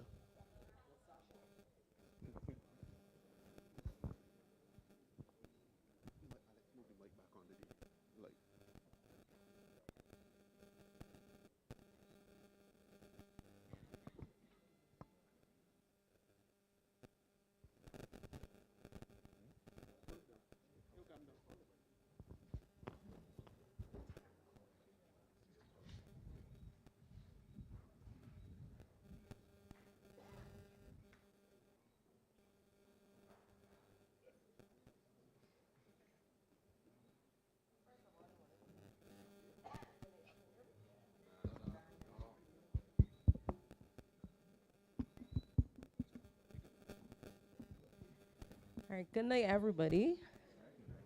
First of all, I want to say good night to Madam Prime Minister, Senior Ministers, Dr. Dukas, Attorney General, and other members of Parliament, and everyone else that's here. First of all, my colleague, let me call him that, Matthew, he had spoken about St. Elizabeth Primary. Now, he would have said St. Elizabeth has a declining role, a role of probably 30, around that number. And he would have alluded to around 30 or so, correct? A small number. So he had spoken to the fact about maybe it should be closed, you know, put the other children at different schools. I disagree. I disagree because I believe that a community should have a primary school. Initially, it was there for a purpose in terms of whether it was transportation, whether it was convenience. But what I think we should do as a, well, what I think the Ministry of Education should do is to find out the reason why it has declined, what has caused it to decline. Could it be the programs? There aren't enough programs at the school. Could it be other resources? Could it be convenience? Because some persons, I believe, in terms of where they work, they would maybe move the child to a school that is close to work. And, you know, because obviously I would not feel comfortable. I have a 10-year-old daughter, so I would not feel comfortable with anybody picking up my daughter from school. So if that's the case, why not then look at after-school program? You know, homework programs, activities after school, so that you don't have to move your child out of St. Joseph or to St. Bernard's or St. Joseph's primary school, but the child can remain at St. Elizabeth. You're not able to get home by 4:35, but there's an after-school program, a safe after-school program that can keep your child until you get home. Apart from that, another idea would be to, as I said, not close the school, because I see that as, you know, destroying the linkage between community and school. Yeah, that's that. I have an idea also for the former Andrews factory. I think somebody else would have alluded to it as well, turning it, you know, maybe not as upscale as Hammond's, but something along that line. Local market. You know, we have persons in St. Joseph who does leather craft. So does shoes, bags, belts. You know, it will be employment for those persons as well. We have hundreds of tourists every week driving by in safaris going Bathsheba, they go all over St. Joseph, but they have to pass Andrews. So, you know, turning that into something that could bring in money for the economy, it would be a good idea, instead of seeing the galvanize all around it for years now. Right. You know, do something with it instead of just letting it be there. Turn it into the market. It can also be a place where persons can go and have workshops, song theater, stuff like that. Yeah, I think that's it for me.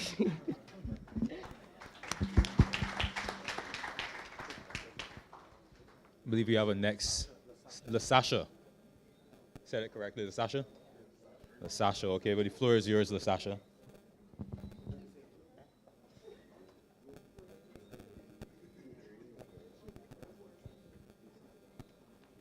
Hi, good night, everyone. My name is LaSasha Lane. I am a pro-Josephine, born and bred.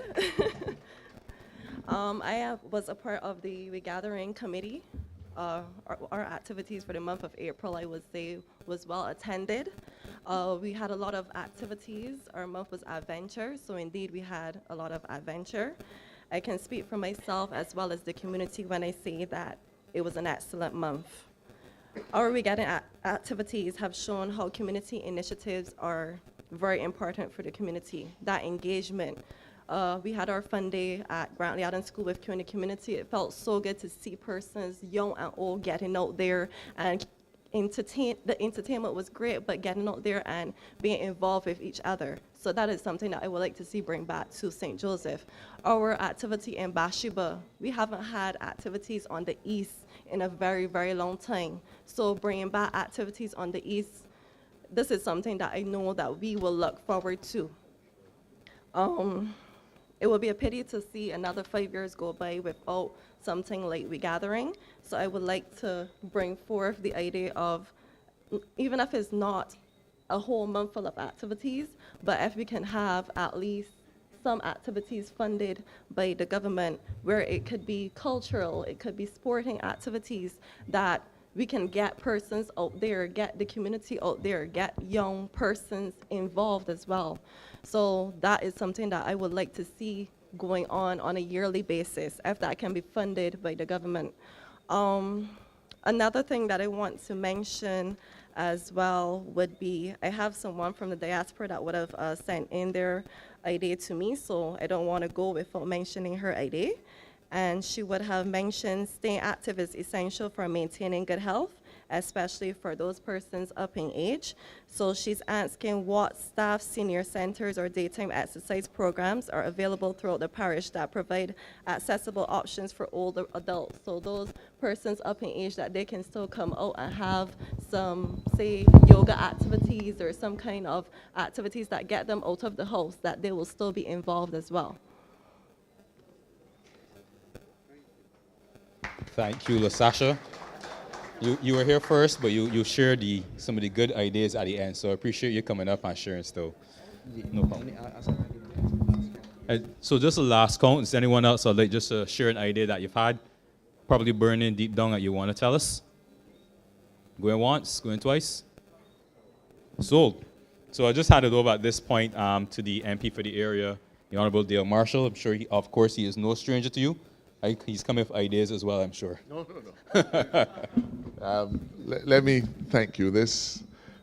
Our moderator said it, but we've now had, this is the 4th Ideas Forum, and I've been to the others, and this has been a spectacular success.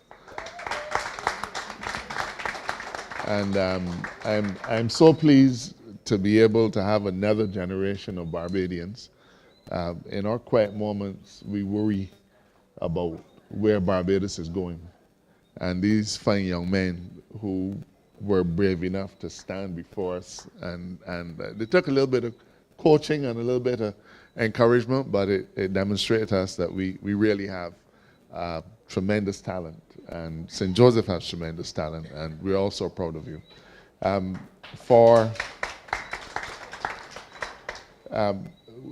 For previous years, we had the Parish Speaks, and I don't know, I think the Prime Minister would agree that they really became venting opportunities. And while that has its place, I think there was much wisdom in asking, in perhaps when you point at somebody, their fingers pointing back at you. So there was much wisdom in trying to find a different way of engaging with our constituents, with our parishioners. And I'm so happy that for the first time, we now have an engagement where our young men, where our older folk, our various community leaders, and those who are not community leaders, have taken the opportunity to come out and speak forcefully. First of all, it tells us what the issues are that you're concerned about, but it also puts us in a space where we say, perhaps for the first time, it isn't all about what government can or should do. It is often as much what are those things that we can promote and do ourselves. So before the Prime Minister comes, and I think she's ready now, let me thank you all, first of all, for a wonderful regathering month. St. Joseph has been spectacular.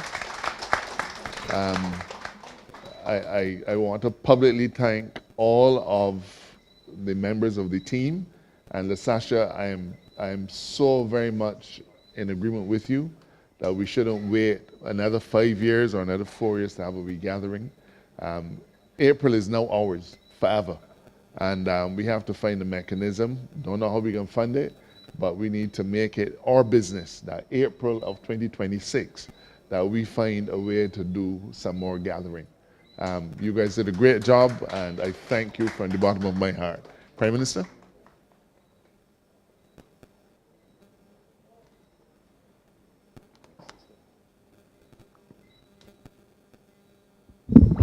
Thank you very much, AG. Good night to everyone. And I apologize for being a little late. I had a CARICOM meeting, but I wanted to be here at all costs. And I came in to hear these fine young men. And I want, first of all, to congratulate all of you, not just for winning the tournament, but for the manner in which you have engaged with us tonight. Because to me, that is the real victory. And I really, really, really want to tell you that. And my 2 youngsters here promised me next time they're going to do it too.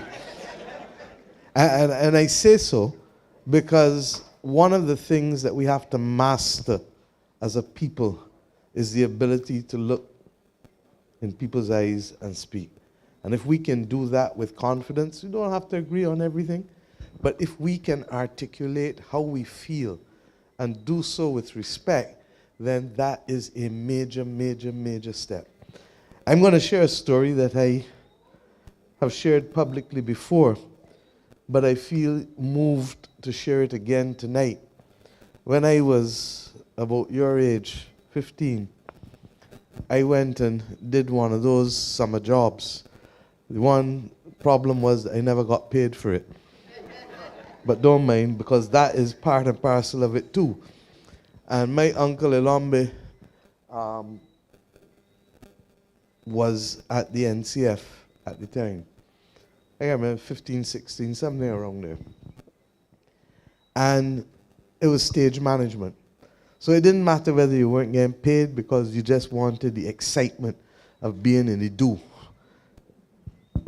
But I watched him a day when some fellas from St. Andrew called and said that they wanted stage and tents. I know, right there in West Terrace, the warehouse right there, and they had the stage and the tents in there. And he told them no. I said, well, when he got off the phone, I said, but how you could tell the people no when you all got things there? He said, if I had told them yes, they would think that it is as easy as getting in a supermarket and taking something off the shelf all the time. But when he told them no, he told them, you know Mr. So-and-so who got the shop at the top of wherever hill it was? He said, well, go by him. He got 2 lorries. Ask him to borrow the 2 lorries and let that be the stage. And when you finish, go by so-and-so who got the mechanic shop. And he got some tarpaulin that he's got outside to spread over.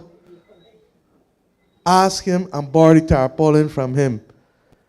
And he said, whenever done, beg for the electricity. If not, you're going to have to offer a day's work, helping up around the place to get the equivalent of what the electricity will cost the man who can give the electricity for the show.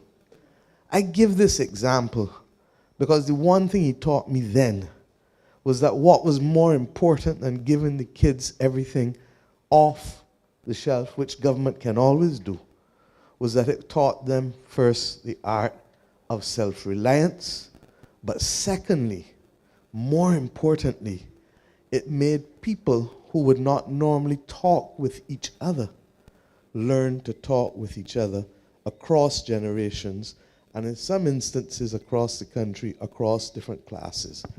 And that is what Barbados needs more than anything else.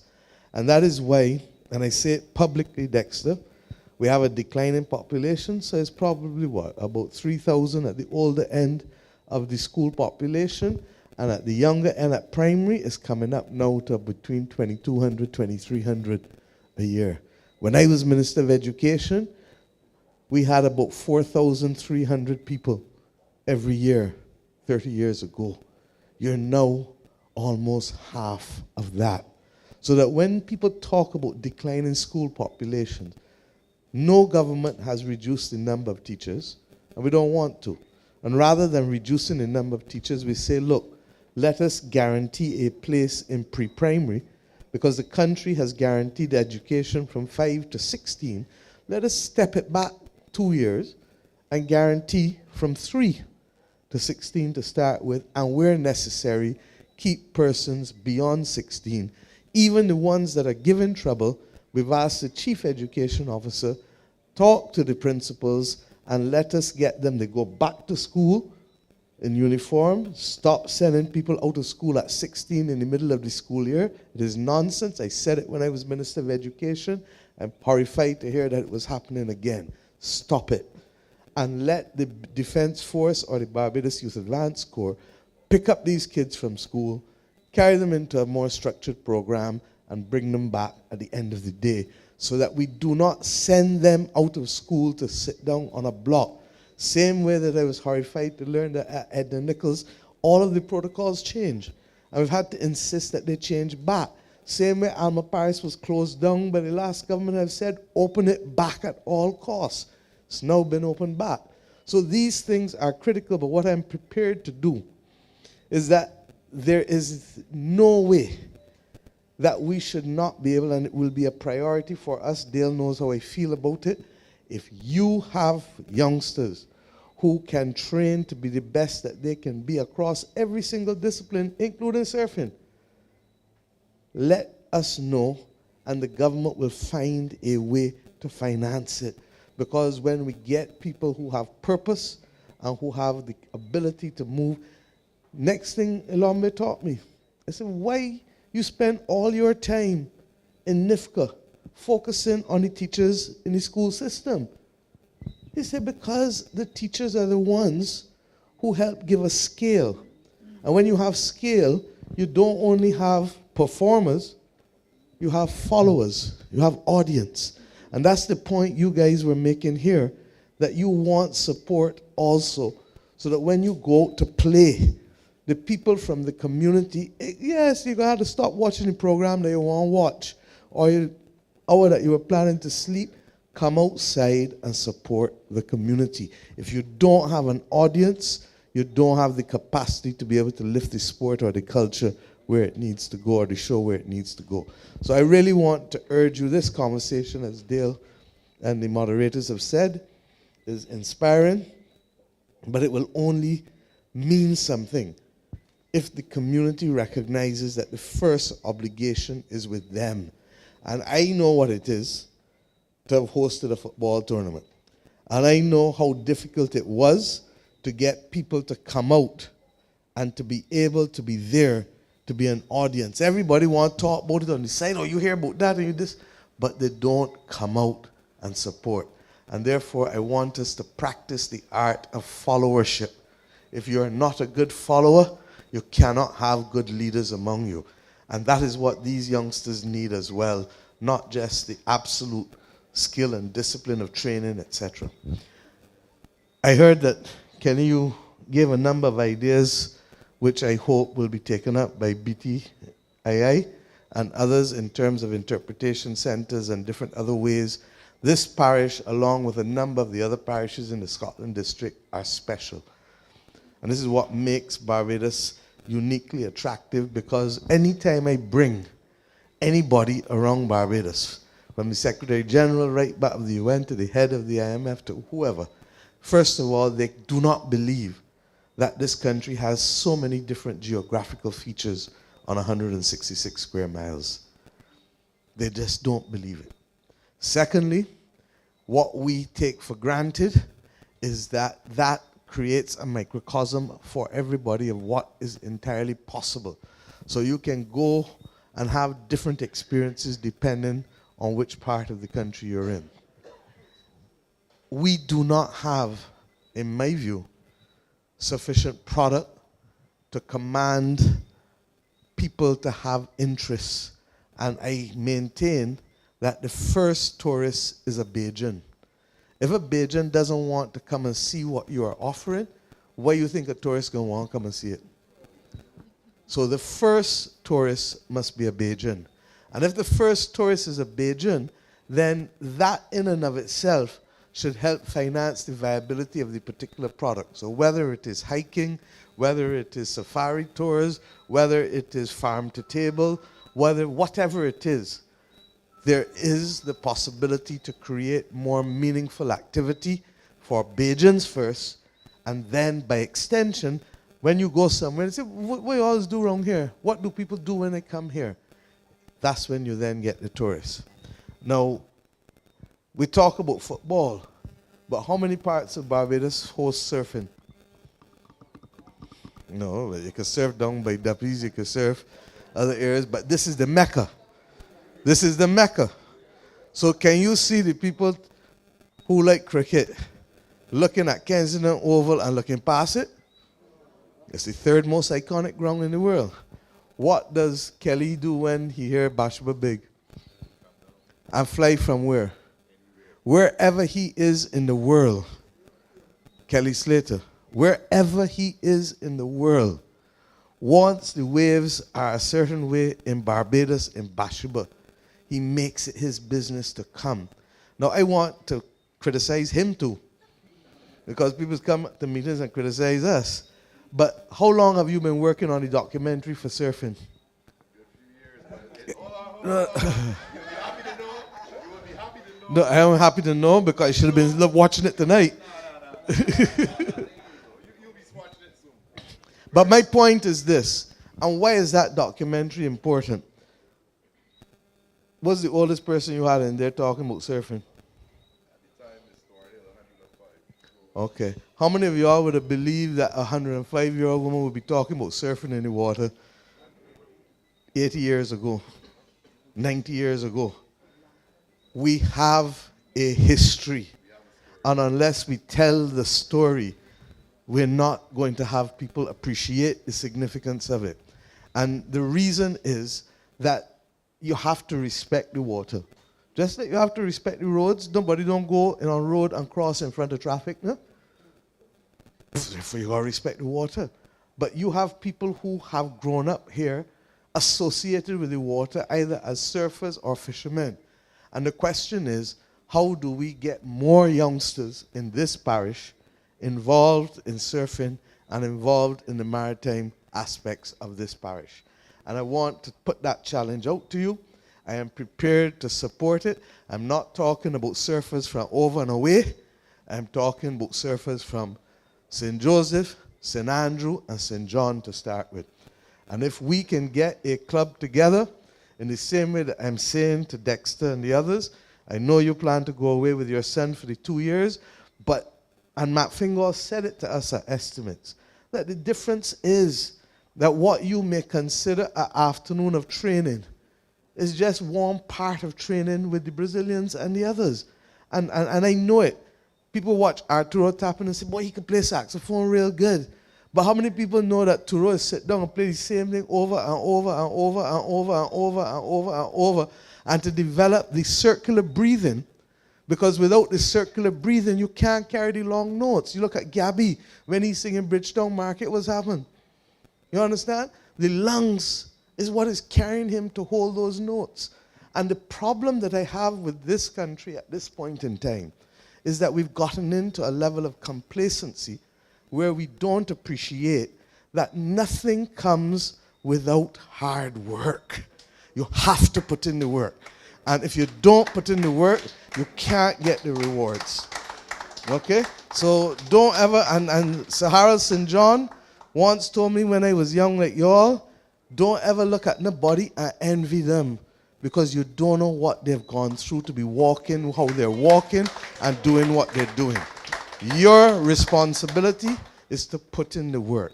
And that is why people may say, and some of my MPs may even say, another night out.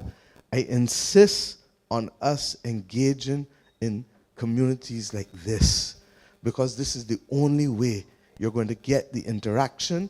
Governments are not omnipotent. Governments don't know everything. And if you don't create opportunities for people to engage and speak, the country will not benefit and move where we can move. So I want to issue some challenges. One is the surfing for St. John, St. Andrew, St. Joseph. The second one is in relation to the fellowship. And that was a me issue in the challenge. That is these youngsters. You heard them here just now, asking the members of this community and the wider parish to come out and support them. And there has to be a few of you as older people taking responsibility to be able to pick up the phone and say, our boys playing X place, our boys doing Y, our boys doing whatever, our girls doing whatever. Come out and let us support them. And if you can't do that, then you can't sit back and say, oh Lord, look how the youth gone. How the youth get so? How are you going to do that? And the last one is to anchor them. A gun, and you can see me say over and over, a gun does not walk, a gun does not talk. It has one purpose: to kill or to hurt and maim. It does not get up on its own and shoot anybody. Without a human being taking it up and using it, it has no purpose. And while we and the AG and the others are on the front line of trying to minimize the importation of guns, the reality is that they're here, and there are some countries like Trinidad that is even talking about legalizing it for every household, which is going to make it fully accessible across the region in ways that we really have to sit down now and think and talk. So the most important thing is, why are people in here, why have you never taken up a gun and used it? Because you know it's wrong. You understand? And those who think that is sexy soon come to understand that it is fatal. And part of the difficulty is that we live in a world where between this and video games, how many times you get killed when you play a video game? Get killed about 30 times in the morning and go and get a glass of lemonade and come back and sit down. Get killed another 20 times and go and get something to eat and come back and sit down. And you start to believe in your immortality, that you can live forever. And part and parcel of what we have to do is to have those active conversations in our households, in our schools, in our churches, across the media, reminding persons that the only way, and I can leave you with this, how did Africa become subjected by a handful of Europeans? Through gunpowder, through guns.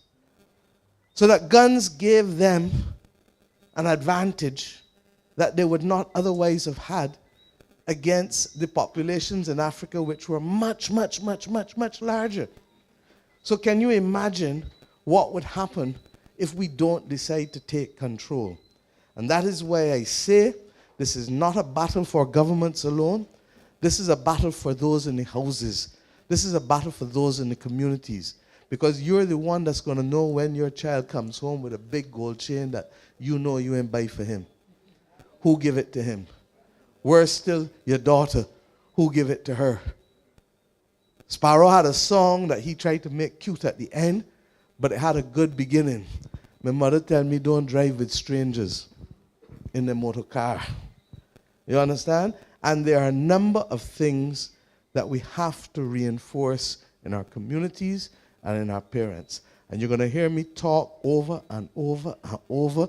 So if you hear it before, don't mind, because you may have heard it for the first time, somebody hear it for the second time, somebody ain't hear it yet at all. But if this country, and I say so conscious that I am going to be 60 this year. So what I got left in me ain't what you got ahead of you. And if you don't take, and this country don't take it seriously, there's a good old saying, hard ears, you want to hear? How it finish? You know it, right? Own way you're going to feel. So that we have, don't mind the politics, don't mind the partisanship. Randall, I see you here. Dale, I see you here. Ryan, I see you here. When all is said and done, they can fight or agree in Parliament. It is the community that must take control and ensure that our young people do not become subject to the kind of foolishness with guns and foolishness with gangs. At the end of the day, be a member of a team as opposed to a gang. And at the end of the day, look at the pride you have felt coming here, wearing that medal, speaking and engaging with persons. And this is going to require not just me talking, but every one of us. And whether it is the Bible say in 2s and 3s or 4s and 5s or 200s and 500, all of us must be ready to stand up and step up. And that's what I asked us late last year, step up. And if we don't, this is not a political call. This is a call for Barbados. When all is said and done, PNM lost, others lost, people retire, I could be gone no time at all. But at the end of the day, it is the purpose with which we focus on building communities and by extent building a country. If the government didn't maintain the school, what would happen? Start to fall. Same with your house. So it is to get people to understand that the same way you're going to tell me, man, that's my right. I got a right to free speech. I got a right to be able to go where I want. I got a right to this.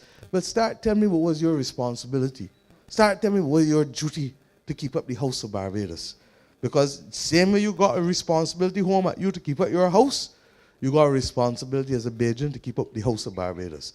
So I just want to share those things, but I felt inspired more so by these youngsters, because at the end of the day, this is your country. And what I heard from you as well is that we can continue to, as I've always said, to produce global citizens with Bajan roots. It should not escape you that yesterday was National Heroes Day. It should not escape you that the 2 living national heroes of Barbados have been there and appointed out of what? Excellence. Commitment to excellence globally. And both of them can claim to be one of the greatest of all times. Do I need to say more? Do I need to say more? Okay, I hear you. You understand what I'm saying? And the globe, how you define it, is as important. Nicholas Branca just had the concert down the road. Grammy winner in his 20s. You can say Nicholas is one of the best bass players, or Arthur is one of the best saxophonists. And people will say, man, I ain't sure this. But you frame it and say, he's one of the best Caribbean jazz bass players in the world. Nobody can touch you. One of the best Caribbean jazz saxophonists in the world. Nobody can touch you. So it is how you frame the argument, how you frame what it is you're saying, and that becomes a basis for inspiration for it. So if you either become, I would love you to become one of the best in the world, but I definitely want you to be the best footballer that ever came out of the Caribbean. Okay? So I want us to remember that, not just to these youngsters, but all the rest of you here, in your church, in your homes, in your school. On the point of St. Elizabeth School, trust me, I also will support it remaining open for one other reason. It is perhaps one of the most beautiful schools that I've seen anywhere in the Caribbean. Many years ago, Alice would tell you, we tried to start after-school programs and homework programs. You know what makes an after-school program work? Sorry? Not only parents. Parents from where? Parents from the community in which you live. I challenge you again. You put together the after-school program, school by school across this country, particularly to stop everybody from going to Charles F. Broome and Luther Thorne. It's foolishness. It's foolishness. And what you do is rob yourself of the ability to pass on knowledge in the community, because you just then become a number in a factory down in town instead of being specially nurtured and guided in the community in which you're born, and people around then to get a sense and say, look, that's Dexter Child, that boy can't be out there. So I ask people all the time, you think Usain Bolt friends and family let him drink brandy or smoke herb at 15 or 16 or 17? And if they did, Charles, where would he be? Never winning nothing. How you gonna smoke herb or drink brandy and win a penalty or extra time? Can't. So that's why I say that the first time you win a game first off the field before you win it on the field. Because it is how you treat to how you live and how you practice that will determine whether you are good, fair, or great. You get out what you put in. And I therefore hope that these kinds of conversations will inspire others across the country to be able to recognize that, look, Barbados is special. How many countries, 166 square miles, have produced the quality of people who have had global prominence in cricket,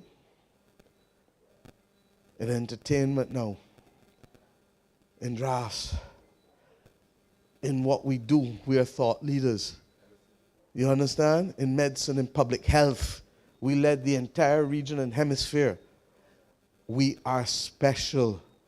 But if we stop treating ourselves as being special and stop putting in the work, we will become average and also ran. And there is nothing to be gained or nothing for us to aspire to if we are just also ran. So Thank you for this wonderful evening. Thank you once again for making sure that we enjoy the salubrious breezes of St. Joseph. And let us agree that this Ideas Forum is not a talk shop, but it's going to require participation and partnership across the community. I'm going to meet you halfway, and if I have to work and find ways of supporting and financing a number of these projects, I will, but I need other people. I'm not going to support a one-man project. I'm not going to support a project that gives me 5 people or 7 people or 10 people. I am fooling you. I am fooling you. But if I have a project that is genuinely addressing scale and is for the long haul, you got me 150%, and I can walk the world to help you find the support that we need in order to get those things done. So thank you very much. Thank you very much, Prime Minister. I just want to thank everyone at this point. For coming out. It's been an amazing session. We've heard that it's been the best Ideas Forum. Certainly, it's been one of the most interesting ones that I've been a part of. So thank you, and thank you to my co-host as well, Tahir, for making this an amazing night. So to everyone, travel safely, and to those in St. Joseph, continue to embrace the society and community that you're part of. So thank you once again. Oh yeah, and see you in St. John, next parish that we head to. Pleasure as always.